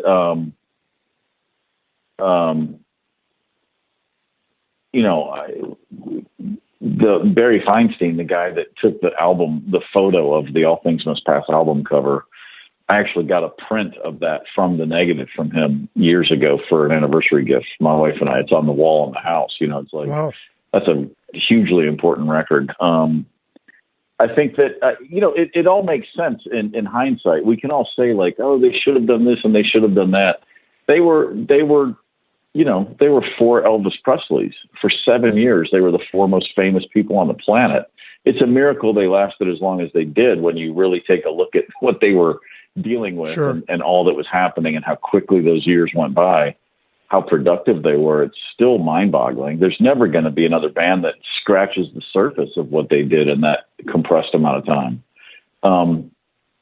And yeah, it would have been cool. Like I said before, the thing, every band just needs to take breaks. I mean, imagine if the Beatles, if someone had sat with them after that wrapped up and said, okay, guys, we're going to take the rest of 1969 off, and I really would encourage you to go make your own records. And then we're going to take 6 months in 1971, and we'll go make a Beatles record. And then you're going to take 1972 off. Like it didn't even seem possible to them to just take breaks and just get together every other year. But, obviously they could have done whatever they wanted. The Alan Klein thing, which was looming. That's the sad part about Get Back, is realizing like, oh my God, they're just about to hit the iceberg. Right. Because it leaves on such a high. It leaves on such a high after that rooftop concert. You can see it, how good they feel. Like, oh my God, we're still a really good band, just as us jamming. They loved it. But yeah, it's tough knowing that it's just about to go shithouse crazy right after that. But as far as George Harrison's contribution, oh right. Well, I mean, if you're Paul McCartney in 1969 and you're just in the zone he was in, that's what I came away thinking of. I used to be they should have given George more space. They should have given George more space. And I still think they should have, but I understand it now because I was just watching McCartney and he's just every day he's running at a clip nobody else could possibly keep up with. And I don't think he's trying to be a dick. I don't think he's trying to exclude George. He's just in a place. If you're Paul McCartney and John Lennon in 1969 and you've just had the 5-year writing explosion as Lennon and McCartney that they just had, if you're the two guys writing that many songs that are that successful, the fact that honestly, it's amazing how lovely they were to George for the most part. Like, it's a credit to them for not being the worst humans on earth because, very few people, or I should say an awful lot of people have that kind of success. And it's it's unquestioned success. It's unquestioned greatness. No one's saying, oh, they were overrated. I mean, people who do say that aren't taken very seriously. I mean, I've made the case for years that the Beatles are underrated. That's me. Right, they're more famous than recognized as it's easy to lose sight of what actually was happening musically within that band and how they were able to put it all together. I mean, you know, but they, like, when they're on the rooftop and they're playing, they just fall back in, like, you know, you could feel it. Like, they were just, with every song, their confidence was growing, and then they were back to being a band again, you know, because they hadn't played live in a few years. And so that was a really important thing to them. Mm-hmm. And it's amazing how good, even just seeing the bootleg before this, all those bootleg footage that would have been around. Yeah. I was like, holy shit, they could really fucking rock. They still had that. You know, John Lennon gave that really long interview in 1970, and he said the Stones were no match for us musically or with muscle. And he believed that, and I do too. I'm sorry, man. The Beatles, when they would get going, man. I mean, if you watch the Ron Howard 8 Days a Week documentary, that version of "I Saw Her Standing There" from DC in '64, when you see the whole song, and they are. If you walked into a club and saw the 1963 or 64 Beatles playing, you'd call everyone you know and say, "I'm watching the best band I've ever seen." Right now, they were just so in each other's pockets. It defies logic to me how great they were live. Right, how in sync. And for a band that people claim, you know, they get a lot knocked. Oh, they weren't that great live. It's like you put any four people on stage and say, sorry, there's no monitors. You're not going to be able to hear each other. Let's see what you got. That doesn't happen. No one sounds like that. Well, and Andy Summers has talked about this. When you, back in those days, you know, you were playing like 11 hours, or no, it was longer than that. You'd play 11 sets or something. And year after year after year, I mean, that really honed them as a live band, and they still had it by the rooftop. That's the thing that always amazed me. I was like, wow. Well, it's more like, I think they were just happy that they hadn't lost it. You know, they really did feel like, you know, and Ringo said for years, he was so bummed out in 67 and 68. He goes, we didn't feel like a band. We weren't playing live. We're just in the studio. And, you know, and again, I can understand, you know, the Stones got the first real good monitors going in 69, you know, like that was the first time people were using monitors, I think. And it's like, guys, there's monitors now. You can hear yourself. But I get that, you know, it makes sense. I mean, we've had 50 years to process it, but, you know, the Beatles had to break up. Like, you know, the White Album was their biggest selling album. Everyone thinks it's Sgt. Pepper, man. The fact they put out the White Album in November 68, and it was the biggest thing on earth. And then 6 weeks later, they're making Get Back. I mean, of course they're going to break up. It's just like these supernovas.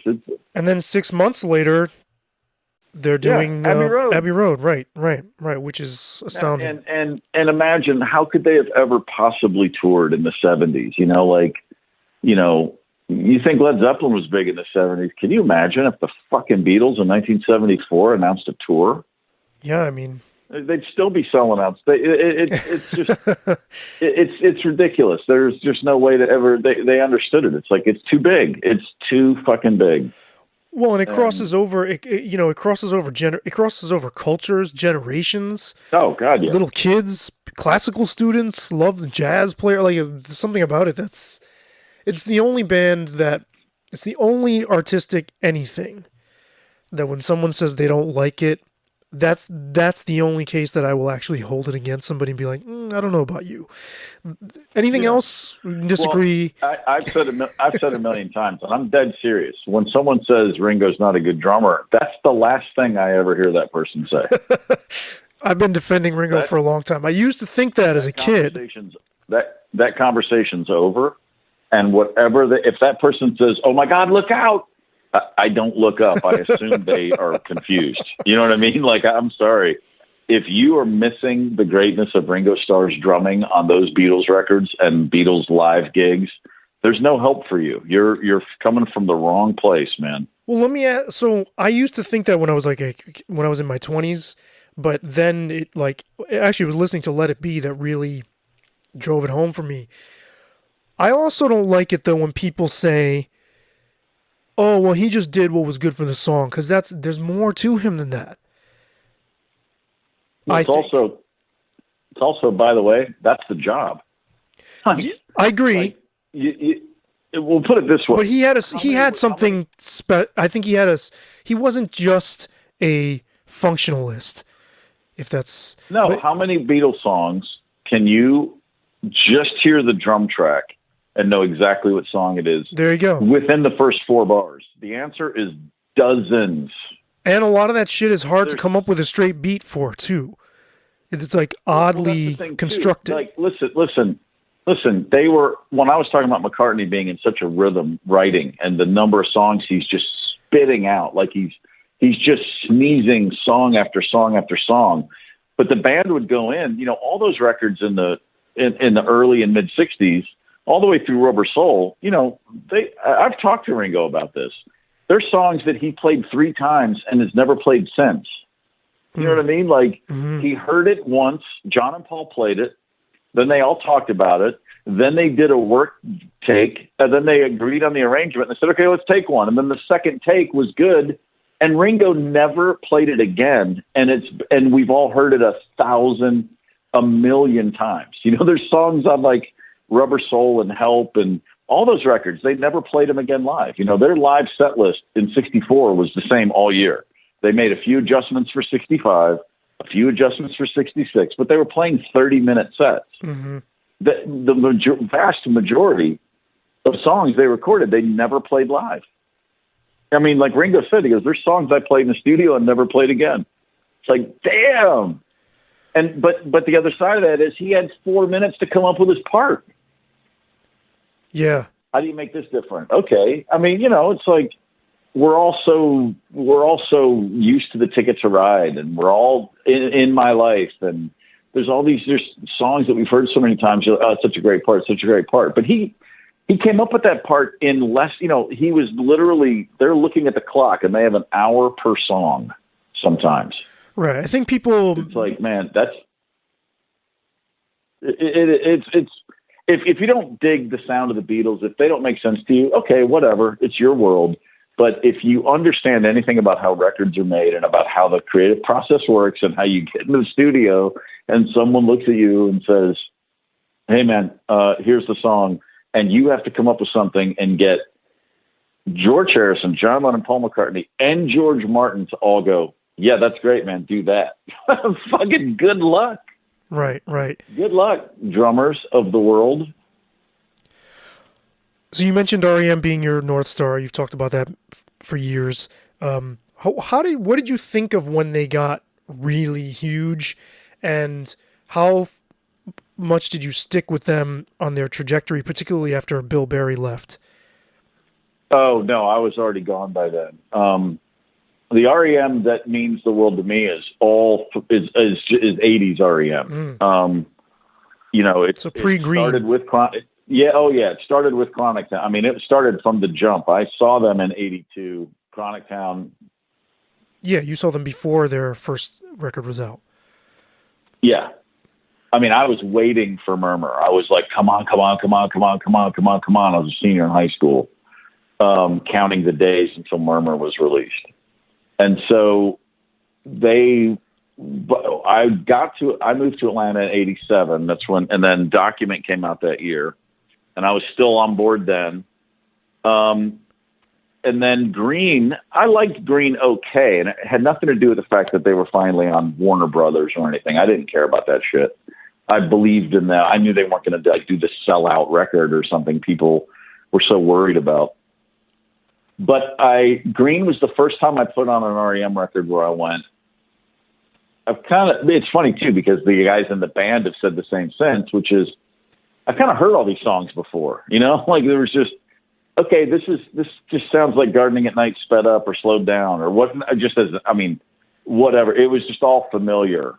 And it was just, it was all good, but it didn't keep me, like, oh my God, this is amazing. I didn't have any of those moments. And so, and then I was also in my own band, and we were making a record, and we were about to do our thing. What it meant to be a fan of a band it does change when suddenly you're also in a full-time band. Can you talk about that? Well, a lot of the magic is the sprinkles and the fog that makes the picture look better. You see through it. You know what I mean? You know how the sausage is made, right? Well, that's exactly right. Yeah. That's especially true as a drummer. Like I love Bill Berry's parts. I still do. I still listen to those those early records. I'm like, man, he was just whipping some crazy parts together, And I talked to Mike Mills about it once, and he said, well, we would record the songs. We never knew which ones Michael was going to want to finish. So our thinking was this has to stand on its own without vocals. So on the earlier R.E.M. records, you hear a lot of crazy, very intricate parts per, the part, from the verse to the pre-chorus to the chorus, the drums would go into it. They were just very part oriented. And he said, that's just because we never knew if it was ever going to even have vocals. So we were trying to make everything as interesting as we could, which is fascinating, but then, but then, that was the last record where R.E.M. was the R.E.M. we all knew, because obviously out of time, they just picked up acoustic guitars and mandolins and, like the song, whatever, the giant Losing My Religion, right. There's not even a chorus in that song. It's just like it's incredible to think it was such a hit song because it's so bizarre. But they went through that. By the time that came out, that's right when Shake Your Moneymaker was blowing up. And I was just in my own, you're in your own world. I'm like, you can hear it and go, oh, that's cool. That's great. But I wasn't going to sit down and dissect it. And it no album that came out in 1991, or very few, could have punctured into my life and meant the same to me that a record could have when I was a college kid, I was just hearing music. How much of that have you recovered? A lot of it, a whole lot of it. Yeah, I can, if I get into a record now, man, I can still feel, I can get really excited. I can listen to a record again. I can go back and listen to records I liked back then, and I can still feel what they made me feel. But for a few years there, that went away in a major way. Yeah, it's like you're on a sports team, kind of. I think mentality. It sounds like the mentality, like some sort of. It certainly was, yeah. And like a drummer that you love, put it this way, like as I got better and as I got more confident and I really figured out what I was doing and the kind of drummer I was and how I played in both live and in the studio, then other drummers that I at one point really thought of, I still liked them, but I wasn't in awe of them. It's just a different thing. It's like, oh, I see what you're doing now. It's just like anything else in life. As you get better at a thing, and then there's a few drummers where like the better I got, the better Ringo kept getting. It was like, that's a sneaky bastard. What the hell? I haven't made up any ground, and same with John Bonham, same Richie Hayward. It's like the more I learn and the better I get, the better those guys get. They're like, oh my God, they're so much better than I ever even realized. I mean, I loved Ringo. Ringo is my favorite drummer my whole life, but when I started drumming, he got exponentially better to me. I was already like his biggest fan. And then once I had a baseline of understanding of what it is to be a drummer, he even grew in my appreciation for what he did and how he did it. Right, and you weren't seeing players like that as peers, but at least you were in the union, so to speak. Like you were, you were in the same trade. Yep. So, okay, so asking about R.E.M. brought Monster into my mind, and so by then you're not following that record. You're doing Amorica. This actually just occurred to me during our break here, and I just want to run this by you super quick about Amorica because you write about a lot of it in the book. You cover a lot of it, but I've always thought, I remember when that record came out, there's a profound sadness or maybe a mournfulness hanging over that record, and it's a part of the appeal of the music on there. But I remember looking at those pictures as a 21-year-old having the opposite reaction of like a high school and being like, man, that is not a bunch of people that does not look like fun. Yeah. Right. So, and without belaboring everything you've covered in the book, I just, how accurate is that as far as the mournfulness? I think so. I mean, sure. I mean, I always have a thing of whatever music means to you, you're right. You know, when someone says they prefer one era to another, I go, oh, well, you're right. Sure. And so am I. You know, that's the good thing about music. So I don't know. I mean, if it's mournful to you, then I wouldn't say to you, no, you're wrong. I wouldn't say, oh, really? I've never felt that way too. I mean, I don't, I don't have a lot. Well, it actually just makes me laugh because like so many times as, you know, you pull open the booklet or the inlay card and you're like, you stare at it and you want to be, and that is probably one of the first times where I was like, man, I would not want to be in that. That looks like it sucks. Yeah. like these people look profoundly. Yeah, that's interesting. Yeah. Cause I obviously don't, I never sat around and stared at our own booklets and looked at the liner notes and looked at the photos. Oh, I don't even remember what the packaging looks like beyond the front cover. It's a bunch of like psychedelic looking photos, but the band looks miserable. Yeah. So, and I want to breeze through this part real quick. You mentioned Johnny Colt. How much do you and Johnny keep in touch these days? Whenever there's something to say, you know, we're on great terms and always have been. We've never had I went for a few years without speaking to him. Just once he quit the band, I knew he needed space, and that went on a little longer than I wished it had at the time. But we talk. You know, he hasn't been here since the pandemic. I haven't seen him, but he'd be through Nashville for various things over the years and always stop by. You know, we'd always meet for a coffee, or if he was playing with somebody, I'd go see him, and vice versa. So we're totally fine. Okay, because he did you mentioned that Jan Wenner, John Lennon interview, and I actually had that in my notes because he did a recent interview this past December, and I couldn't tell whether he had reservations about even the idea of one of you writing a book. Like the way he referenced the book, it was hard to tell whether he like was cool with it or not. And he sounded to me just like John Lennon sounded in that interview, which is to say, like, the way pretty much anybody else who's had a musical divorce and still clearly has unresolved feelings about it would sound.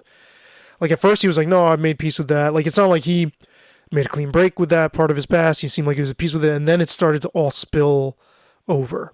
It's like, wow. You know. Yeah, I don't know. I mean, you know, when we talk now, we don't talk about the Black Crowes. You know, it's not. I mean, we don't avoid it, but it's not the purpose of a conversation ever. Sure. I mean, we have families and other things going on. You know, we're just friends on that level. And I think that I know for a long time he not a long time, but for the first few years, you know, he made a conscious decision just to get as far away from it as he could, you know, which, you know, he's been on the record about that. But as far as I know, he is good with where everything sits, but I don't know the interview you're talking about, so I don't feel like I can comment on it. Sure. Well, I mean, it's just listening to you, Johnny, and Mark talk, you know, not to be hyperbolic, but I couldn't help but think, man, these people have something like PTSD, and you cover why in the book. You cover a lot of why. Sure. Well, it's called BCSD actually. That's a joke. Here's the thing. Like, I'm happy to talk to you about all this stuff. None of this is on my mind otherwise. I mean, you know, and I can say pretty confidently for Johnny, that's the same. I don't know where Mark is in this, but I'm not thinking about this stuff ever. And writing the book, I would, you know, people want put it to rest for you. I can tell people, yeah, in a way that I was hopeful for, but couldn't even have imagined it being so completely. It was. I didn't have a cathartic thing writing the book because I knew what the book was going to say. You know what I mean? It was just a matter of getting it down on paper. I mean, there was a few things that surprised me. Just a couple things where I wrote where I got really pulled back in, and it was just the stuff that I hadn't already dealt with, and wasn't even really about me. It was a couple times where I got really, it's very emotional to write, but then again, it was like, oh, okay, well that's done. And then, you know, talking about the Black Crowes to me, it's like talking about anything else that I've already done in my life. There's good and bad and everything in the middle, and I don't. It's, you know, like I've said about Johnny, he made a conscious decision, you know, much earlier from 97 just to get away from it as much as he could. I didn't have to do that after the tour in 2013, like early 2014, when I knew, okay, I'm done. That's done for me. I already had things in motion, and I already had other things to focus on. And I was, at the time, I just wanted one more tour to be, I wanted to go out and tour in 2015 and call it a day, like official event. We're done. Right. God bless. So, okay, that didn't happen, but I was already well on my way to being done with it, you know? Yeah, you talk about that in the book. Which is not to say I didn't need to still process and feel through it and make sense of it, but I just knew as a reality it was over. Right. I mean, and so that's almost 10 years now, you know? And I mean, I wrote the book in 2018. I was writing that book 4 years ago. And I stay very busy. So I'm in a, you know, like I said, I'm happy to talk about this stuff, and specifically some of the stuff you're talking about, because it's not just Black Crowes, it's any band. I mean, there's, you know, the stuff we're talking about today, I think is relatable to most people who've been in any kind of band. Yeah, that's the part that I'm interested in, because the more general, you know, and also, you know, you did a sports talk show for a long time, and just the culture of what we expect from people who are barely out of their teens, heaped with all this attention, and then with athletes now. I mean, those not for all of them, but for the elite ones. If you're like if you're picked in the first round of the draft, I mean, you're going to make an amount of money that is going to completely destabilize your life. And oh yeah, it's of course it's funny you said that about, like, because we are talking about things like when I'm talking about. You know, I'm 57 years old this summer. You know what I mean? Like, a lot of the stuff we're talking about and the things where bands go awry. Yeah, like you said, we were in our early 20s. Like, I look at a band like U2. Those guys are only like 4 years older than me, but they've been around for 42 years. Like, with the same people. They were so young, and they are the same four guys, and you know, they've had some incredible distance between them. And there's been moments where I'm sure that each guy individually is like, I got to get out of this.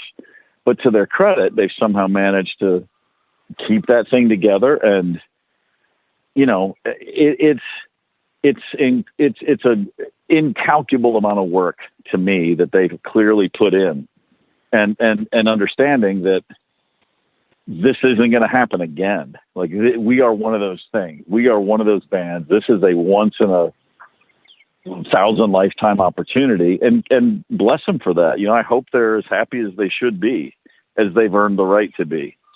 But it's hard work, and especially hard work, like you said. You're talking about people in their 20s, and you know, there's two things to me that just make more and more sense the older I get. And the first one is bands.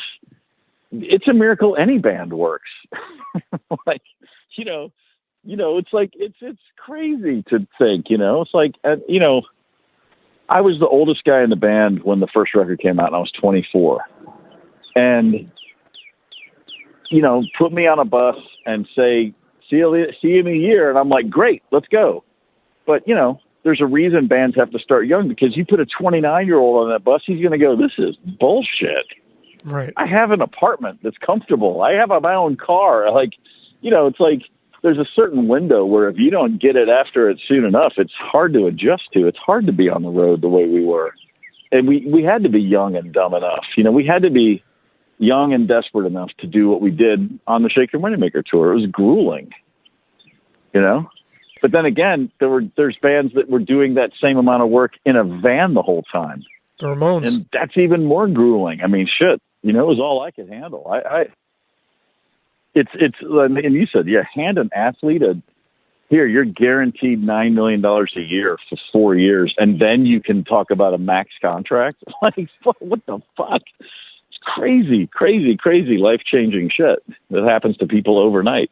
Yeah, and I mean, and to think that, like, you know, you do your show, Steve Gorman Rocks, and you're talking about these classic, iconic songs that live on. I mean, people form attachments to that stuff that lives on for generations. I mean, their kids like that music, and it's like, you know, Pete Townsend, he even said in an interview, he said, you know, of course I'm not going to feel the same way I did when I was fucking 25.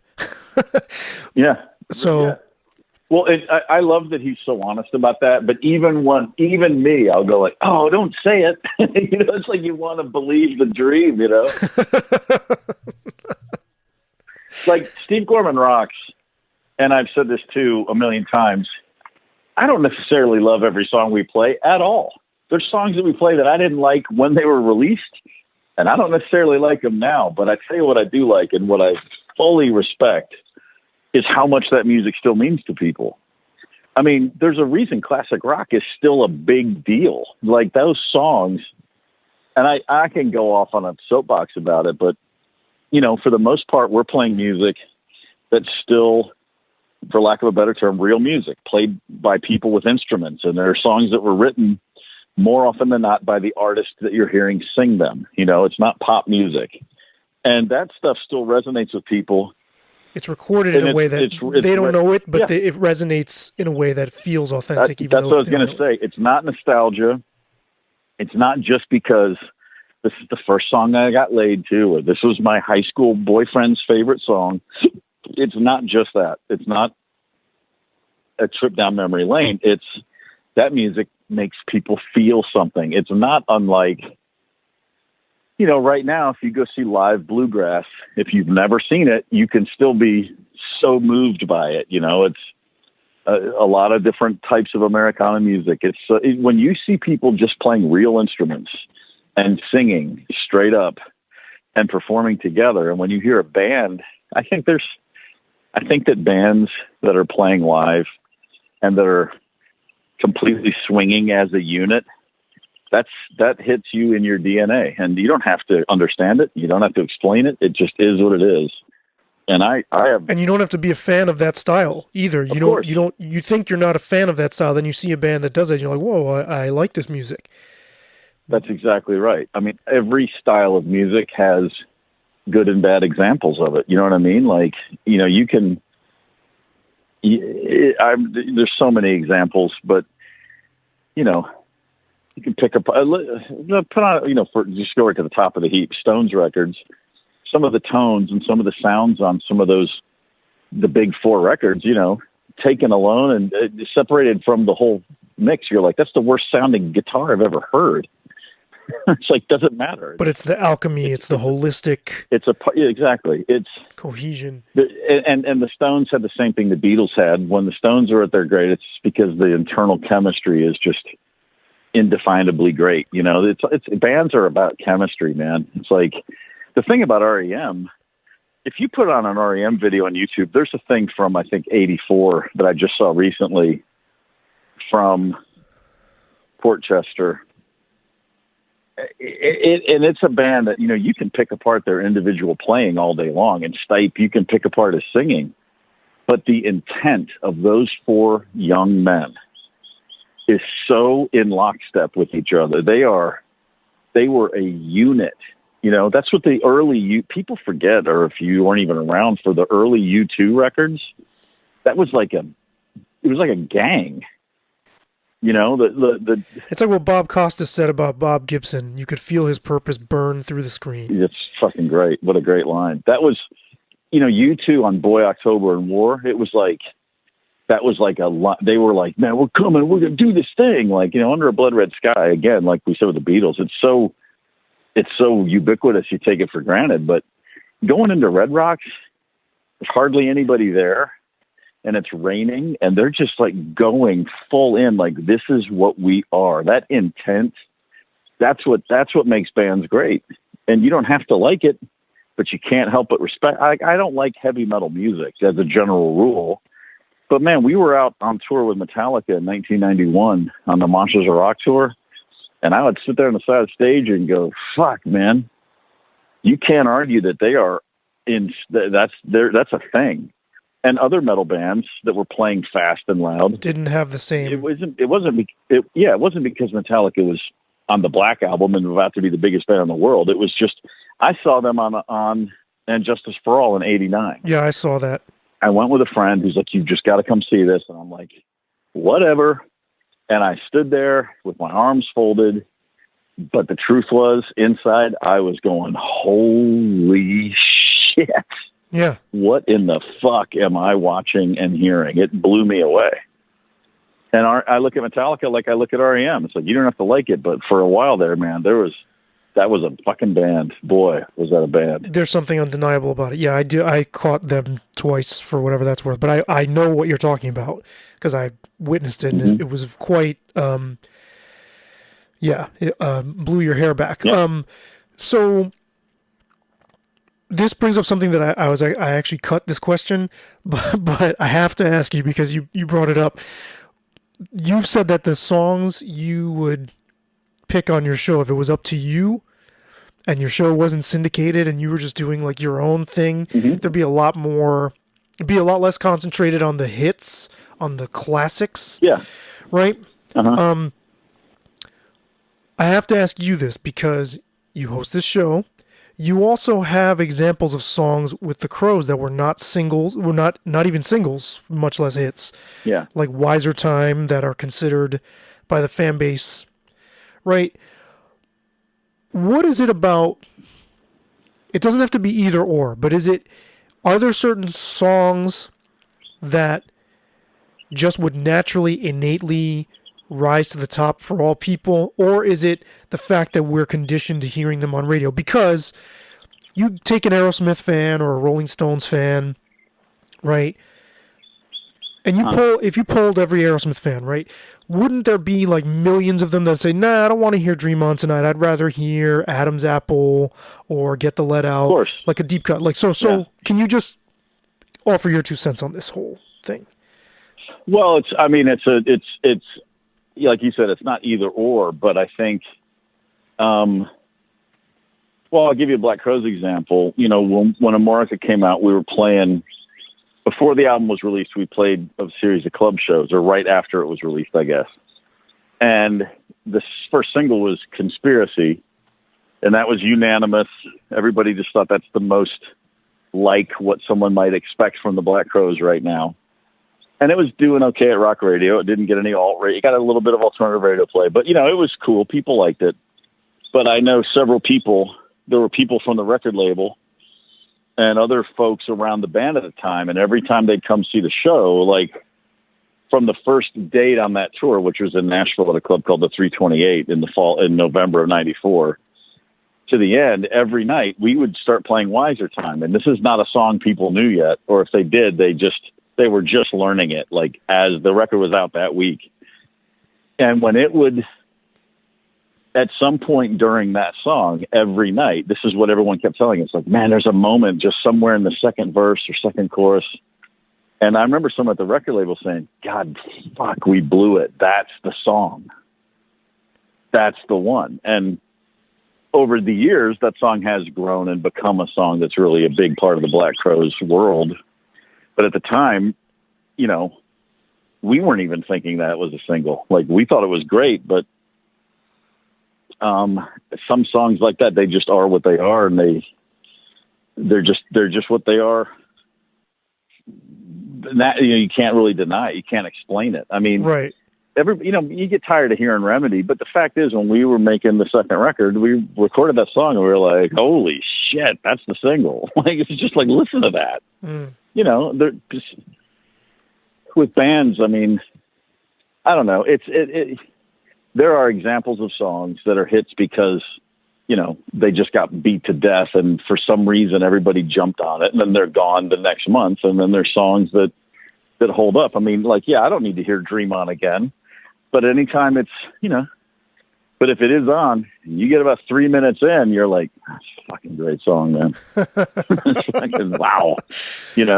There's a million songs I never need to hear again. And then when I hear them, I go, there's a fucking reason that people love this song. That's pretty much your show. That's pretty much the description of your show right there. That's exactly right. The messages we get, people write in on the Facebook page, the Steve Gorman Rocks Facebook page. The messages we get every night, man, it's intense. It's real, and I'll be the first to say that in my 20s, I would have laughed about this shit. I would have been like, oh my God, get a life, like some snarky alt-rock douchebag that I was. You cannot overstate how much music means to people.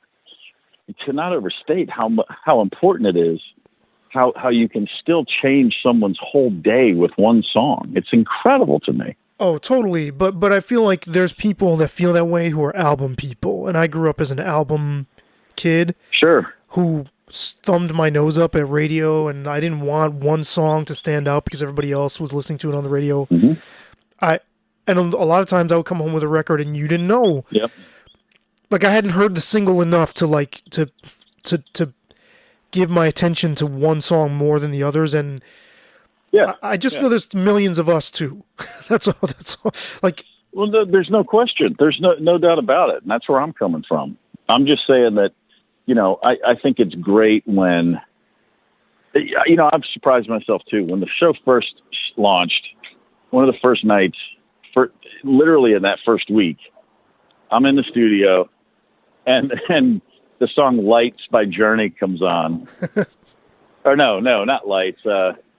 Whichever song has the Love and Touch and Squeezing with the ginormous na na na na na outro coda. Mm-hmm. And the song starts and I'm like, and I remember I looked at my producer, I said, man, I didn't like Journey when this shit was new and I don't like it now.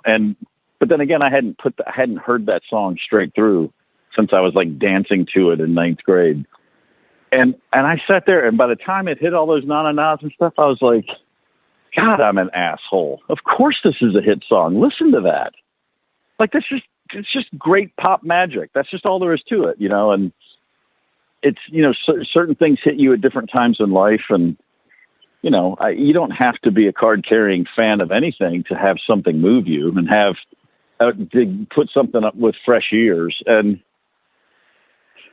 ultimately, like, look, I'm definitely coming from where you are when you describe what music means to you. But for people that aren't, and that is the majority of people, don't have a life or don't make a decision in life to put music front and center into their cultural existence, and they don't define themselves by the music they listen to, just because I did, I understand that a lot of other people don't.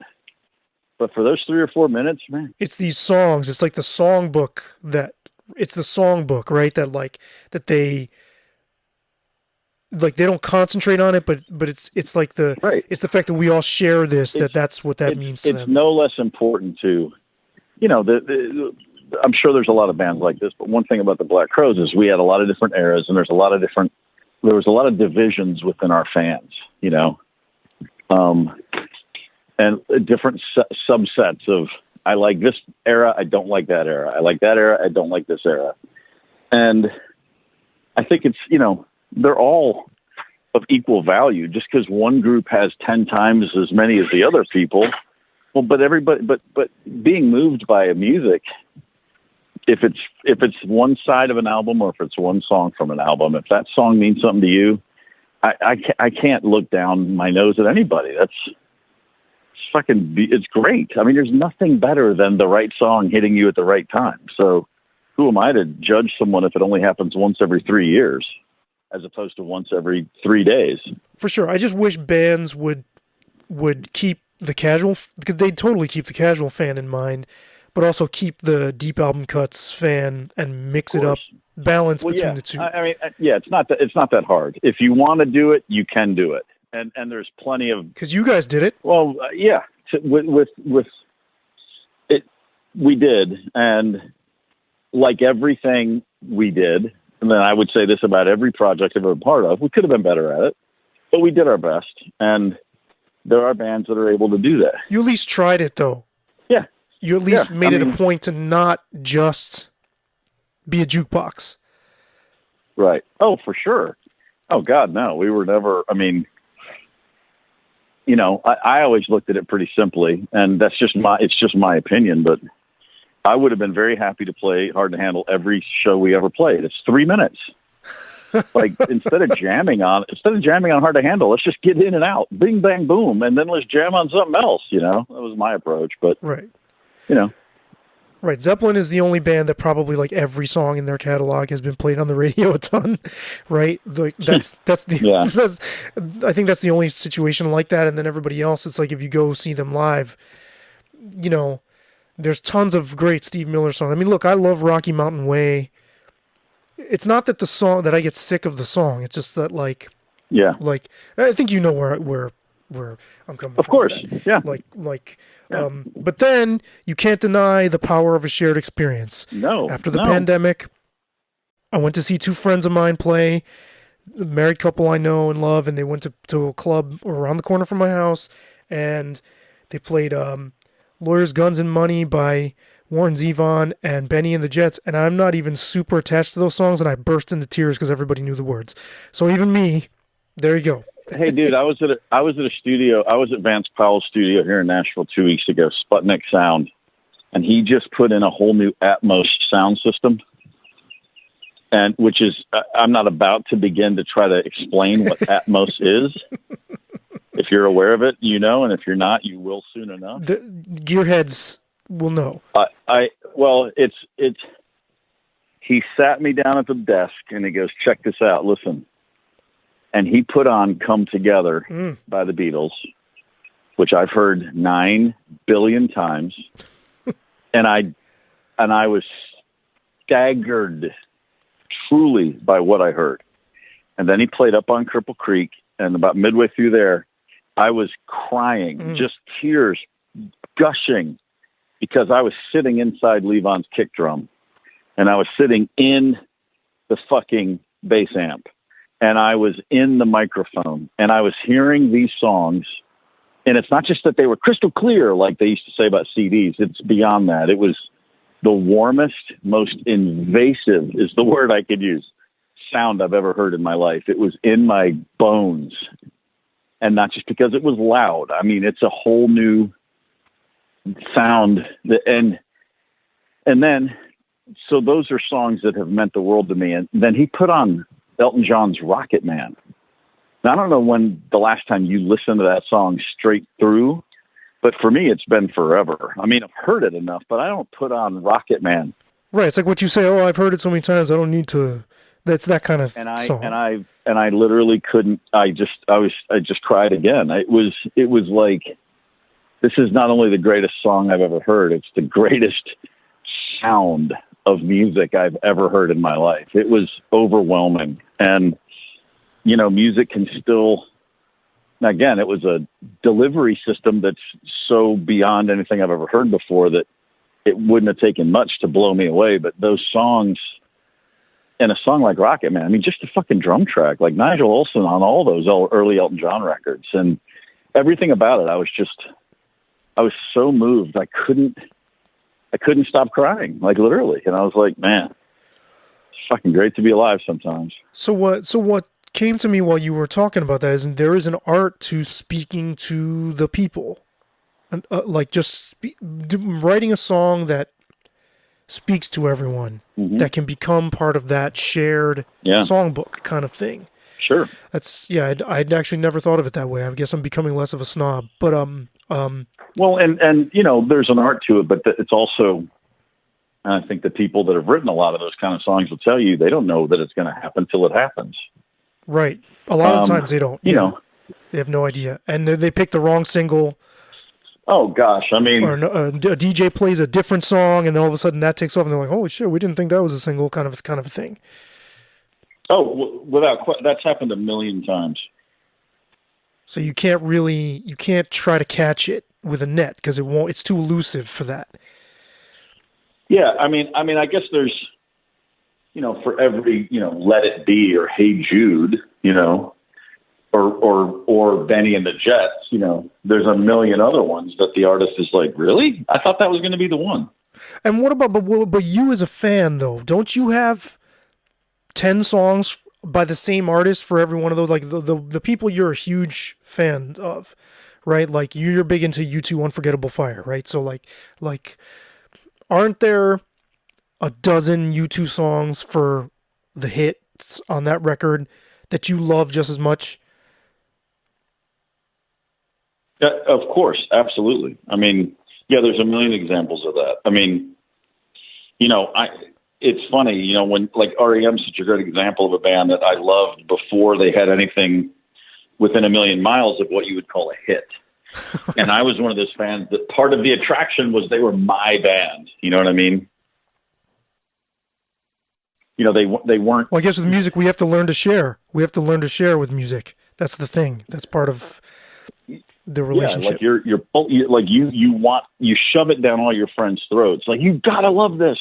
And then one day everyone else loves it and you're like, well shit, this sucks. You know, it's like you're like, you get what you wanted and then you don't like it, you know, like, so I mean, I remember seeing an interview where Pete Buck talks about that. He goes, oh, I get it. I mean, I used to like bands until they got too famous.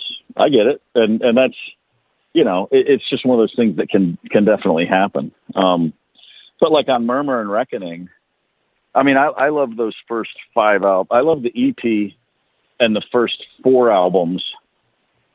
You know, there's a billion songs. Hell, just about almost every one of those songs I'd put on before I'd put on Losing My Religion. Mm. And not to say Losing My Religion isn't a great song. I mean, on one level, I wasn't blown away when I first heard it, but I remember thinking 96 Rock was the big rock station in Atlanta at the time. And I was like, holy shit, they got mandolins on 96 Rock. They're magicians. You know, it was like, oh my God, you know, that's amazing. So, perfect segue to what I want to ask you about living in Nashville for the last several years. You know, you grew up in Kentucky from age 10, and Nashville is where you would go to see shows or sports events or, right, you know, art openings, whatever, theater, you know, movies, art house films. So you've talked about yourself, you know, as a rock guy. How much exposure did you have to country music growing up? It doesn't seem like it's a whole hell of a lot. No, not at all. Okay.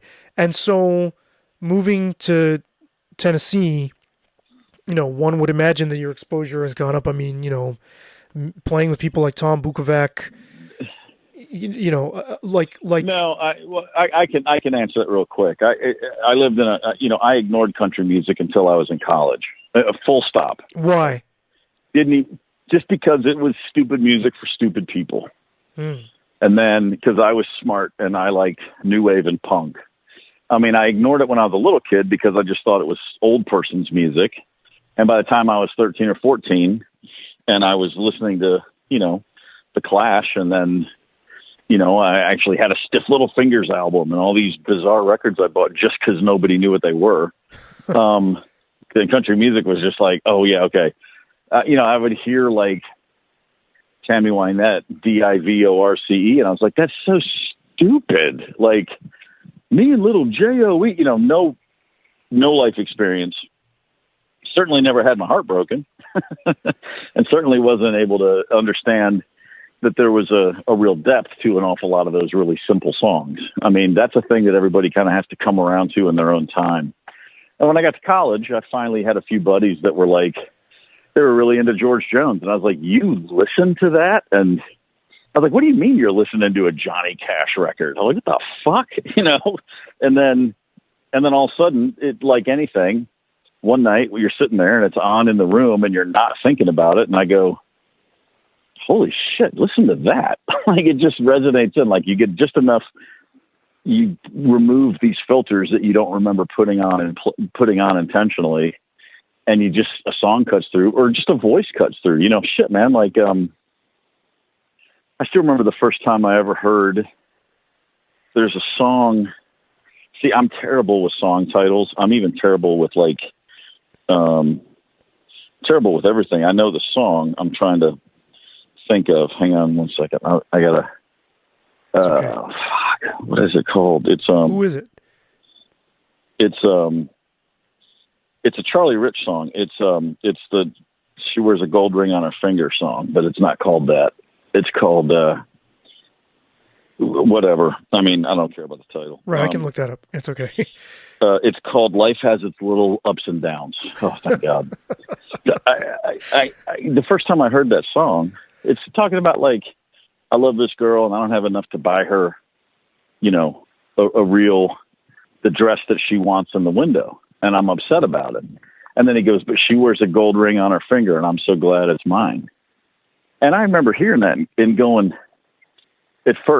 initially being like, oh, come on, stop. You know, I'm a guy who at the time would defend Michael Stipe, and I didn't even know what his lyrics were. You know what I mean? So just to let you know, and then, but it's his vocal presentation. All of a sudden he's hitting these notes and I'm just realizing like, fuck, listen to that. Like, it doesn't matter that I think the lyrics are silly. That's just inarguably, and that is objectively great. That's just greatness on vinyl. Like, listen to that guy sing.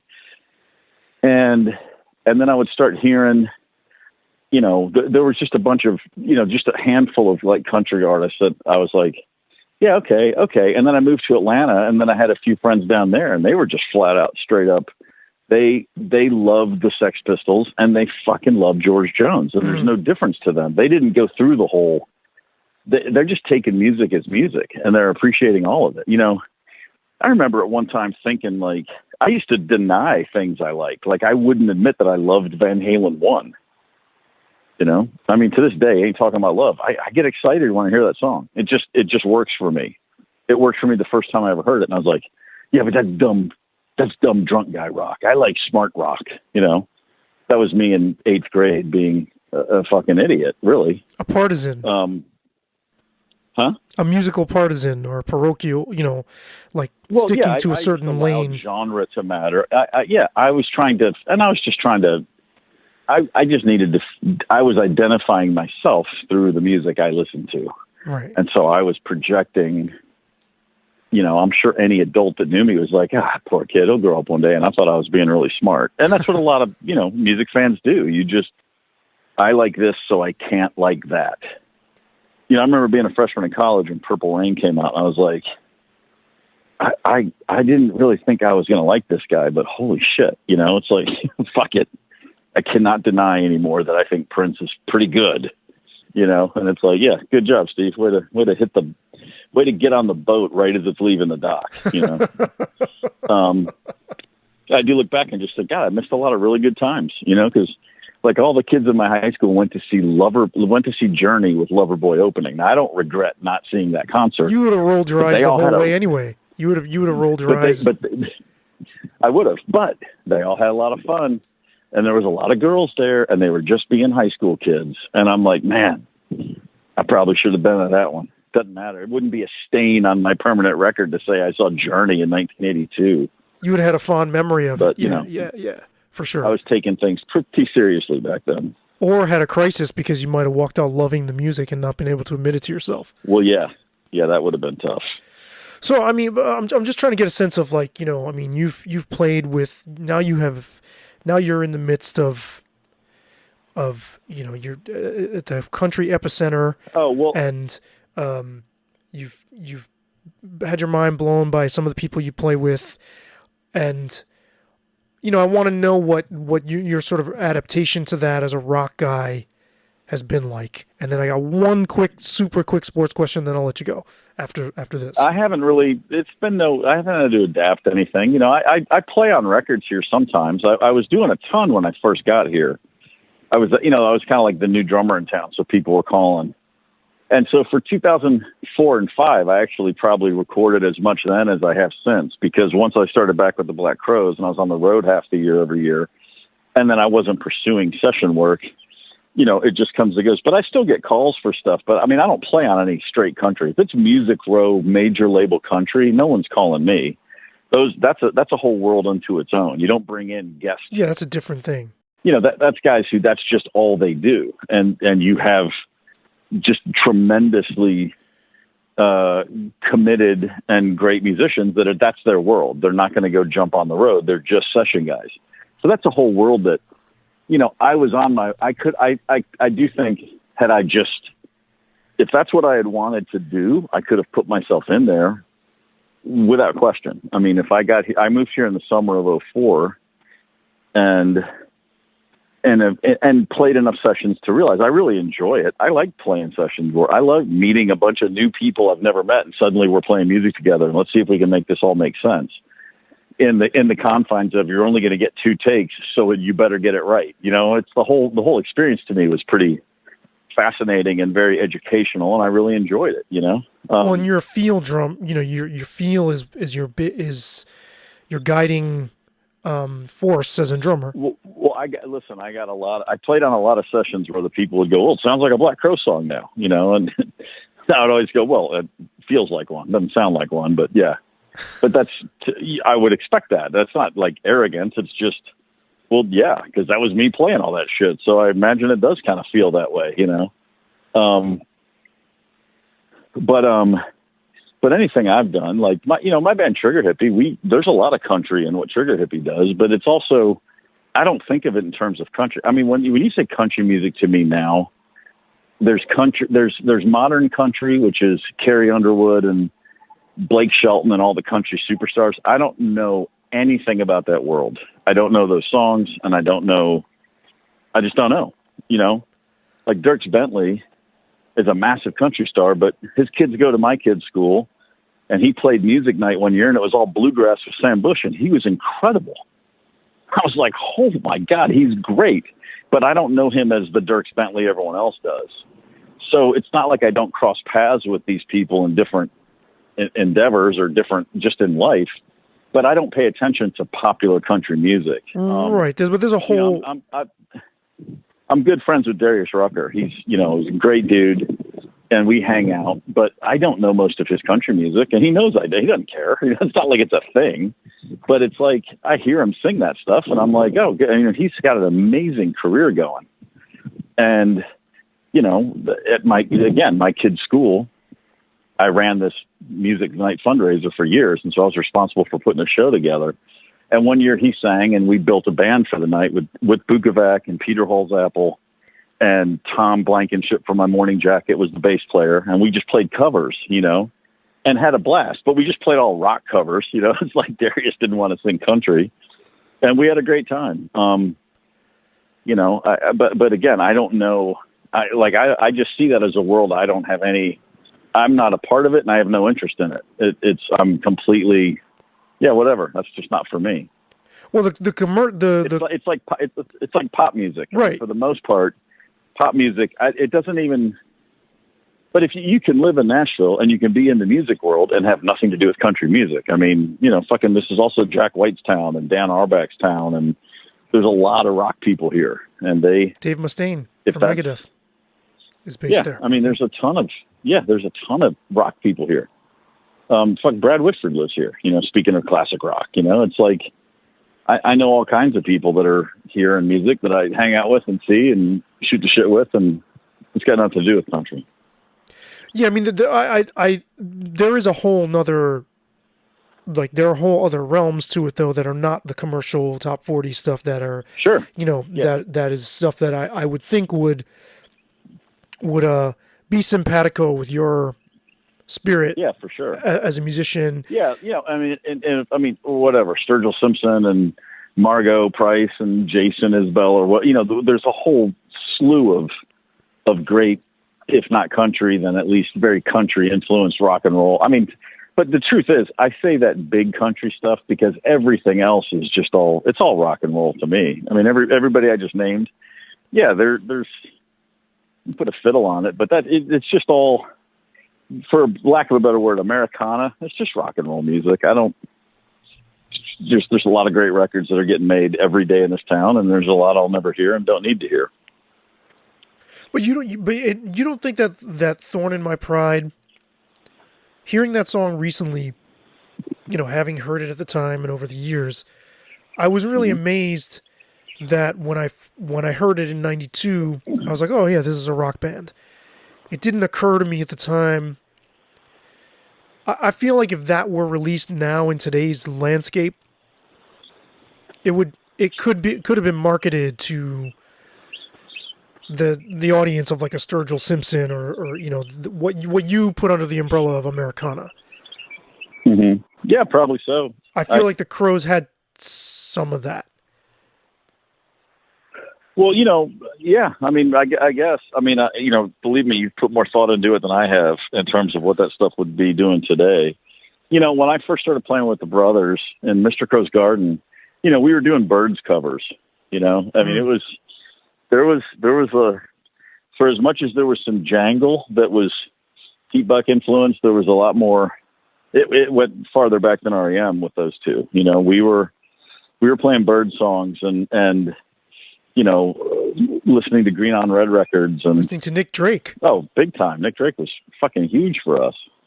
But as far as like, yeah, I don't know. I'm sure you're right. I mean, on like modern rock right now, certainly wouldn't have a band like the Black Crowes on it from what I know of modern rock. So yeah, I guess it would be considered like Americana. So last question for you. You majored in broadcasting at Western Kentucky University, and we all know your heroes, you've been saying for years, are Ringo and Bonham, your musical heroes. Yeah. Who are the sportscasters you feel that way about as a sports fanatic growing up? And as somebody who you had the intention of being a broadcaster.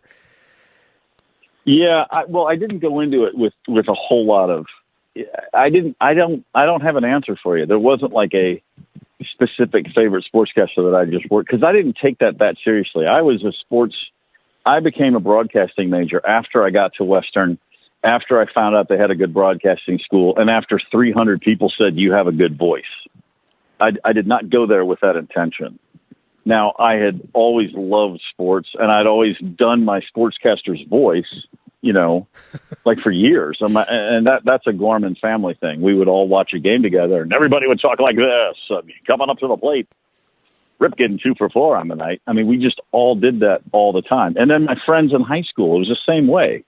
We would watch. But that said, in the 80s, when the NBA really took off, Marv Albert was huge to me. I loved Marv Albert. I loved Dick Enberg as a kid. I always just liked listening to him. And obviously Summerall and Madden were fucking apex football announcers. But, the other guy, and I've said this to people before, and I always think I'm kidding, but I fucking grew up listening to Paul Harvey, and I loved him. And, Paul Harvey told me, I learned from Paul Harvey about both Keith Moon and John Bonham's death.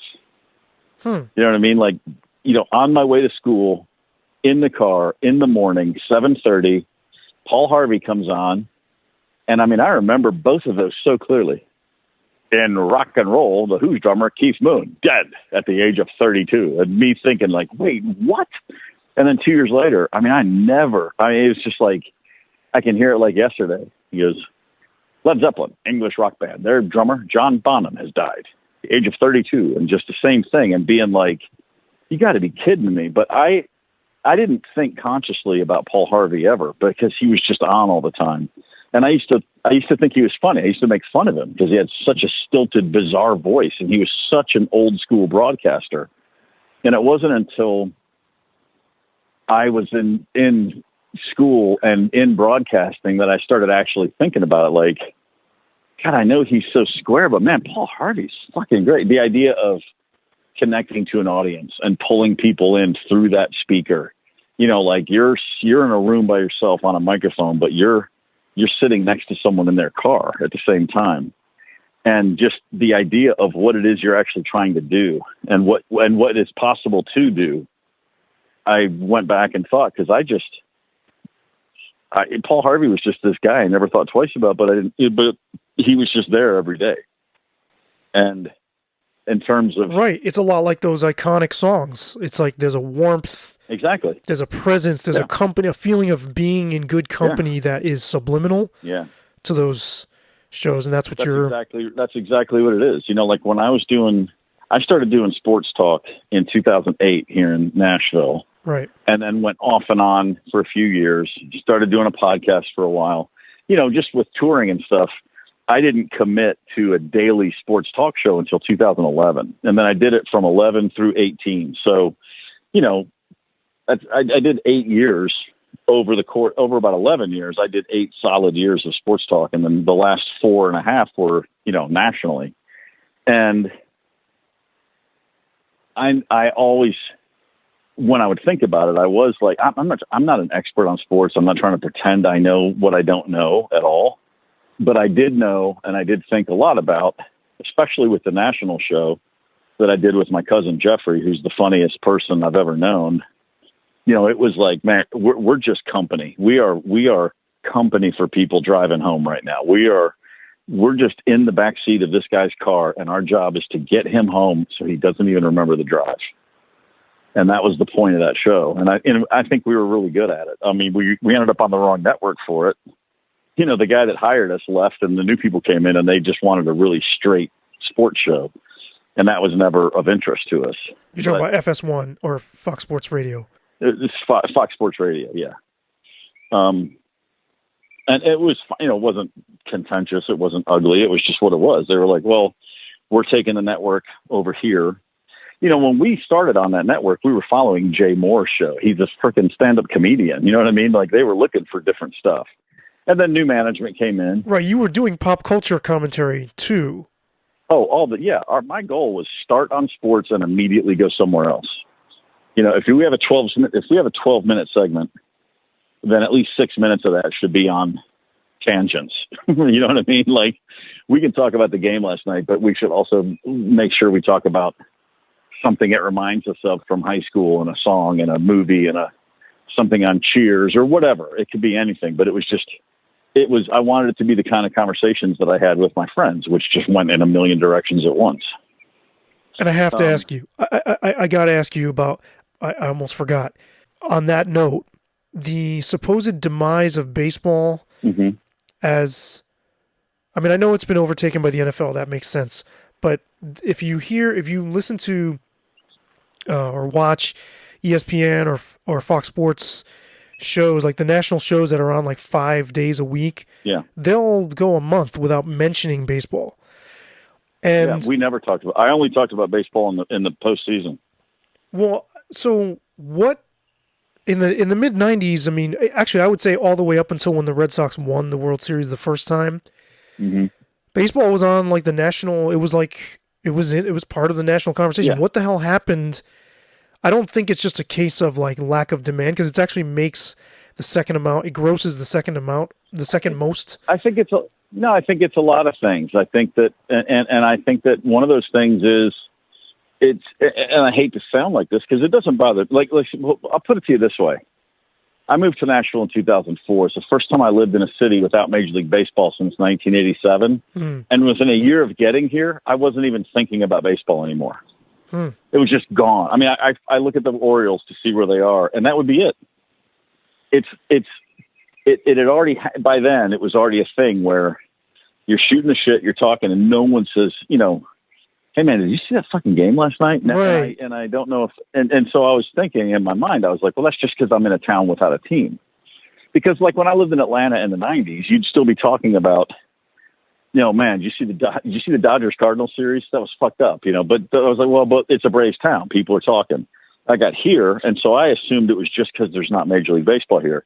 But that said, everybody's talking about every NFL game. I think the NFL overtook baseball, by the way, 50 years ago. It just took a long time for people to realize that. But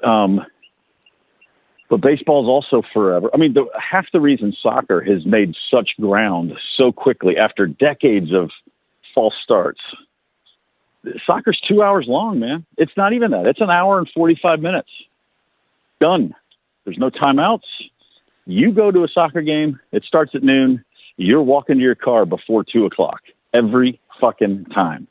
And it's action nonstop. Everybody goes home happy because they just watched something that's invigorating. Now, baseball takes fucking forever. Right. And, you know, this is a world where, you know, I mean, everything's so sped up, you know, and we can sit here and say, get off my porch, and I can be an old man about it, but it's just the reality. No one has 4 hours for anything except a playoff game that's, you know, Well, I'll put it to you this way. If you're watching a baseball game, I don't know. I love baseball. I like my favorite baseball game I ever saw was the Braves at Yankee Stadium in '97. Greg Maddux threw a complete game. He threw 84 pitches. The game took an hour and 50 minutes. And I walked out of there thinking I'd just seen the greatest thing I've ever seen in my life. And a lot of people were like, well, it was a 1-0 game. And I'm like, yeah, it's the best game I've ever seen. Because I'm like, I know people can hit. I know what happens when you hit the ball. I want to see someone strike everyone out, and I want to see some great defense. So that's a bit of an anomaly, I guess. Like, I like the designated hitter. I like a lot of quirks about the game, but people just want offense, you know? People just want to see home runs, and I was never one of those guys. And I think baseball just, I don't know. I think they've made I remember very clearly the strike in '94 was just so devastating that they went on the whole home run chase of '98 was a huge part of why baseball was on everyone's mind, and they worked that and they built it. Ripken's streak. They had a few things they could really hang their hat on in the late '90s, and then you had the Yankees-Mets World Series in 2000. I mean, I'm just thinking back what it was by the mid 2000s.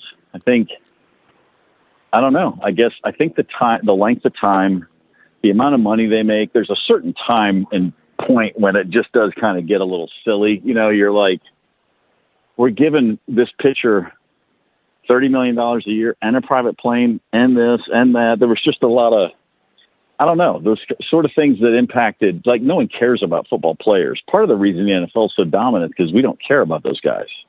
They're wearing helmets, they're wearing pads, you don't see their face. Football players don't become a part of the superstars do, but you're talking about it, you know, half the people that are Patriots fans can't name 4 Patriots. You know what I mean? Yeah. They got Brady, Gronk, and whoever the running back is. They don't care. They're cheering for the team. You know, the NFL, football has that and always has because you don't get to know the people. They're covered up, you know? I mean, it's like football and basketball are the 2 most popular sports, and it's interesting because they're the most opposite. Basketball's the most open. Right. You're sitting courtside. They're right there. You can interact with them. Football's the exact opposite, but those are the 2 biggest sports. Yeah, well, that problem. Baseball's somewhere in the middle. I think too, like the baseball thing about no bat flips. I love bat flips. I think it's cool. You know, I also like old school pitching duels, but I like bat flips. I don't know. There's just a lot of things that football's the most progressive sport there is as far as a professional sport. They tweak the rules every fucking summer. Well, I was going to ask you about that. It's weird. Football has succeeded because of socialism. You know, those old white billionaires know one thing: profit sharing is strength. Baseball, yeah, where half the team. That's really another part of it too. Like my Orioles, they don't have a chance. Right. They don't have the money to spend that the Yankees have, that the Red Sox have. I think that's an important. The Red Sox were everybody's scrappy favorite, and then they beat the Yankees, and then they became the Yankees. It's like, right.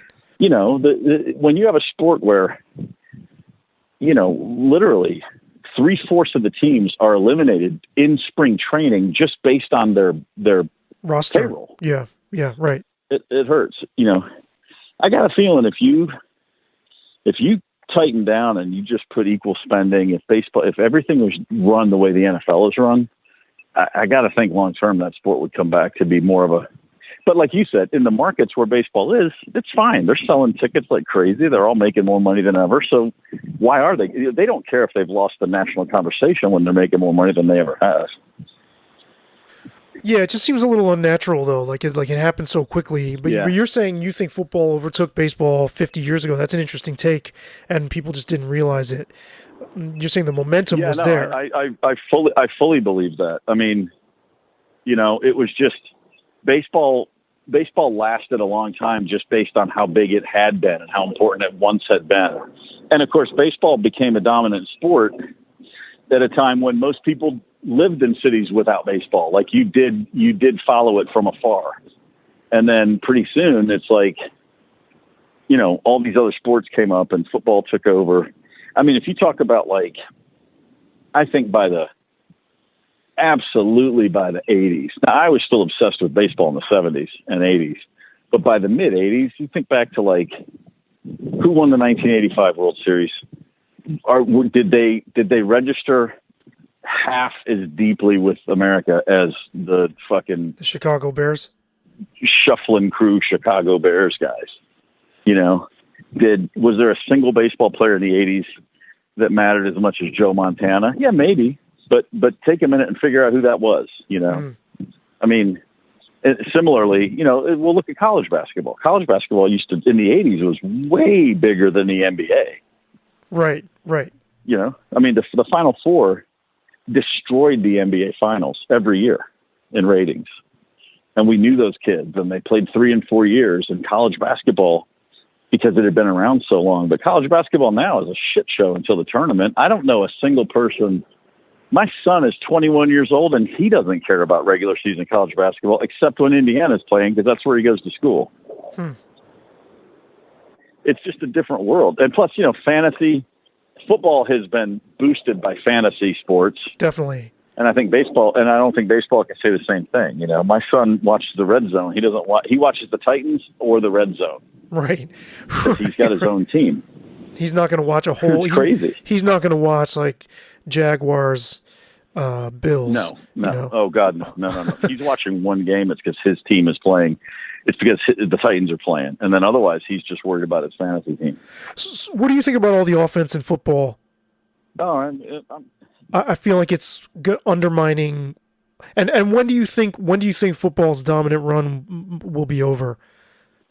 I think it's going to be over a lot quicker than people think. I think it's going to be one of those completely goes off a cliff. And it's going to be when a quarterback in a playoff game is killed on the field or something like that. I'm not trying to be crazy.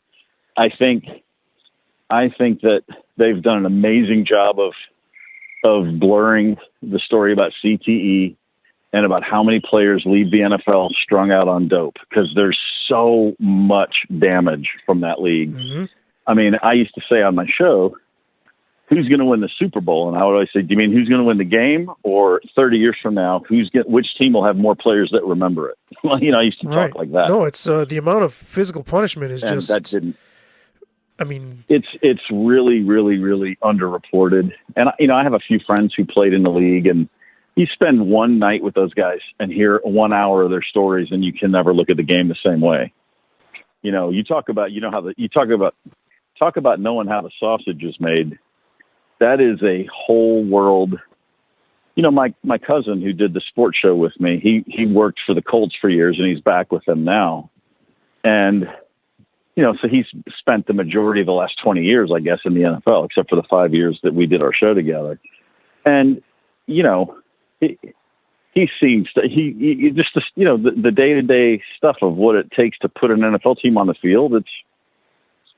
They do an amazing job with smoke and mirrors and making sure people stay focused on other things. Every time the NFL botches the story about a player beating up his girlfriend, that's another day no one's talking about brain injuries. That's how they see it. That's what I think. Every time someone gets a DUI or gets pulled over and has drugs on them, that's another day no one's talking about the fact that all these guys are going to be limping before they're 50 years old. Right. You don't see Earl Campbell in his wheelchair. You see him when he gets himself to stand up and get behind a podium. There's so much going on. Yeah, and there's the NFL. Go ahead. The NFL's this is a league who, they just had a whole expose a few years ago about, I can't remember the term for it, but they basically were treating players differently based on race. Their policy for CTE payments and all kinds of stuff was, black people don't feel pain the same way as white people do. Black people, I don't want to speak. Right. I don't have my facts straight up, but because I've kind of forgotten, frankly. But there's just an entire, the NFL has the same. They hired attorneys who worked on behalf of Big Tobacco for years, decades ago. Right. They're covering up. They deflect away. They deflect better. Roger Goodell hugs all the guys that are drafted. These big bear hugs. And then, a year later, if those, it's too long-winded to get into. So, and I actually got to get going. But I think anyway. To answer your question, I think the NFL is going to be the king of the hill until they're not, and the fall is going to be. It's kind of like they say, how do people go broke? Really slowly and then all at once. It's going to be one of those. They're just going to. They're just going to be teetering and teetering. They're just going to be huge and huge and huge.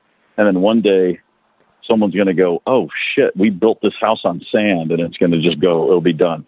Well, it's a lot like what happens to rock bands that slowly lose their stature, you know? Yeah.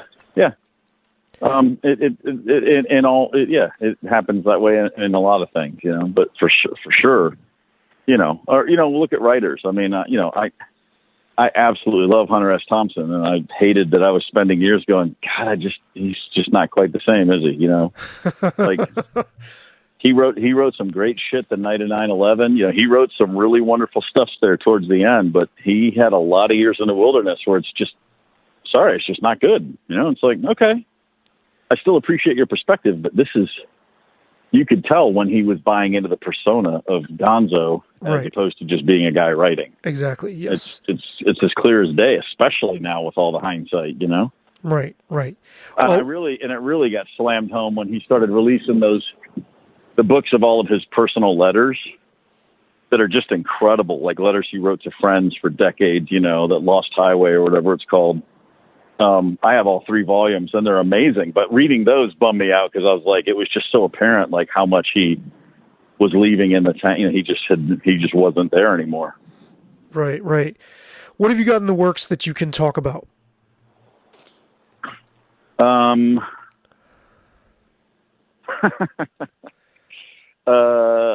Trigger Hippie is gonna be recording soon. You know, we, like everybody, just had to go away for a while. Sure. And we've got a handful of dates this year. And I've said this before, but it's always true, even if it doesn't materialize. Our hope is that next year is a much busier year, but we're going to have a bunch of new music recorded. We'll continue to play shows off and on throughout 22. And we're gearing up for, right now, the idea is that we're going to have the busiest year we've ever had with shows. So if that happens, I'll be thrilled. That's certainly everyone's goal. And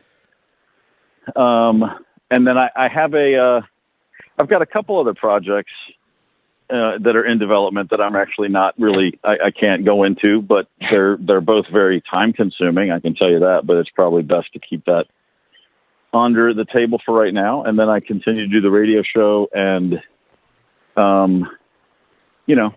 that's it. I got a band, I got a radio show, and then I got a couple things that if they get to the place I hope they get to soon, then you'll know about them. Okay, well, pleasure speaking with you. Thanks for taking some extra time.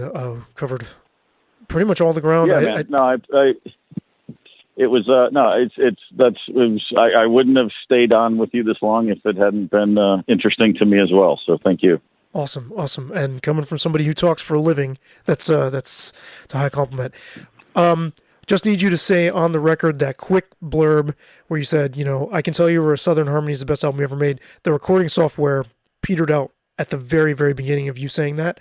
So I have no problem telling you on the record that the Southern Harmony and Musical Companion is the greatest Black Crowes album. I think it's the best record top to bottom, and there's no close second.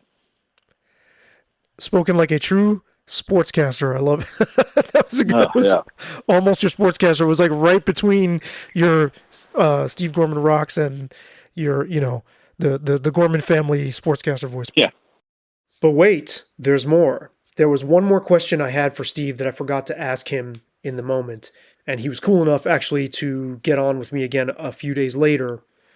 So you grew up in what is commonly thought of as flyover country. You've lived in Atlanta, Brooklyn, and LA, but now you're back close enough to where you grew up. How do you feel about the way people from quote-unquote middle America are kind of automatically put on the margins and kind of caricatured, condescended to, not just in politics and media, but also in like entertainment too? I don't really spend much time thinking about it. I think it's better now than it's ever been, just because if the world has learned one thing, it's that people come from and go to all different parts of the world. It's certainly not a uniquely American thing. It's no different in France.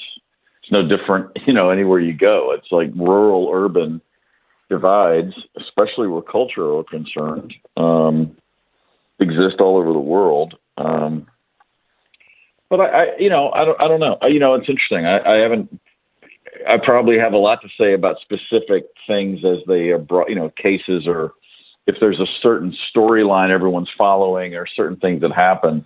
But, I know that it doesn't take long once you start traveling to shatter a lot of things you grew up internalizing that you didn't even realize you were internalizing. I mean, Patterson Hood can certainly speak more eloquently than me about what it is to be a Southern person for the first time in the North and realize, oh my God, people think that the South is one thing. It's all the same. I look at Mississippi like it's a foreign country to me. It's Mississippi's no less foreign than New Hampshire. There are problems. There's societal ills everywhere you go. I don't know. I mean, I could go on about this for days and never really hit a specific point, probably. Well, I was also talking about just even in entertainment and film and comedy, like My Cousin Vinny, great movie, right? But the way, like I grew up in New York City, so that always made me really uncomfortable to this sense of, oh, we know we're the center of the universe. And I just wonder, like growing up, how much you felt like everything that matters is being made somewhere else culturally. Well, I definitely felt like that, but I think that's what everyone feels like, unless they are in New York City, which and New Yorkers are the most provincial Americans. There's no two ways about it. They sure are. I've never met anybody. Like you mentioned, I lived in I was born in Michigan, lived in Maryland until I was 10, then Kentucky, then Georgia, then New York, then California, then Tennessee. The most provincial, my own, square mile of is all that matters. People are New Yorkers. And, New York's a great city. It's also a hilarious city for a lot of those same reasons. But that's also changed so much just in the last 20 years. The difference, like I live in Nashville now, it's not the same place I moved here, in 2004. It's grown exponentially, and people's awareness. It's funny. Like I have a lot of nephews and nieces. My own kids are in college now, they didn't grow up. Now they didn't grow up in a small town. They grew up in Nashville, but their sense of, how important is it to get to New York? Neither one of them feels that on any level. Like I thought about that as a kid all the time. New York, New York, New York, or LA. And it's not just my kids, but it's their generation. Everything's leveled off. It's changed, at least to a degree that I'm aware of, in terms of you can do whatever you want anywhere you want to do it. That's something that I think people growing up now really believe. Most jobs do involve an internet connection, and you can be anywhere on the internet. I just don't think there's nearly the same drive to be in New York or LA for a creator. Right. And there's a sense of things moving back in the other direction, but I wonder, it's like, culture exists in these small places too. It's being made there. And Absolutely. It's too bad that people think they have to be somewhere else, because you're always chasing this rainbow and you get to the end of it and there's nothing, you know what I'm saying? Yeah, I felt, I went to see a band on Saturday night called Government Cheese, and I went to college with those guys at Western Kentucky University in the mid-'80s. And they started the band in 1985 in Bowling Green, Kentucky. And I was friends with them, and I was kind of playing drums a little bit back then. And they were like, man, you should, we got a band, you need to put a band together and do it. And I had a thing back then, which is, no, I got to go somewhere else to do that. I had that feeling, and it wasn't real. It wasn't reality necessarily, but it was to me. I definitely had a feeling of, I need to go somewhere else to do something great. But I always attributed that to having moved to a place when I was 10 years old that I didn't want to be. I left a suburb of Baltimore when I was 10. And so to me, like the Yellow Brick Road led me back to Baltimore. You know what I mean? That's where my older brothers stayed behind. I always had a yearning to be somewhere else, but I always attributed it more to just, I wanted to go back to where my older brother was and be where I grew up, as opposed to being in Kentucky. But, when a buddy of mine said, let's go to Atlanta and start a band, I was like, hell yeah, let's do it. Cause I thought, well, I can't do it here in Kentucky. And, like I said, I went to see a band that's now 30, almost 40 years into their existence. They don't play that often anymore, but they still make records. They still play. they're still good. You know, I mean, I was wrong to think you had to be somewhere special to do what I had to do, but I was actually right, because that's the only way I was going to do it. Right. You say in the book, at first he wanted you to go to Boston. You said you would have gone to Bangladesh. You would have gone anywhere. Yeah. Yeah. Well, hey, thank you for making it all the way through that. Once again, please do hit the like, subscribe, and notification buttons so you never miss a post. For FeedbackDef, I am Sabby Reyes-Kulkarni, the apostate music journalist. Thanks for hanging with me. Over and out.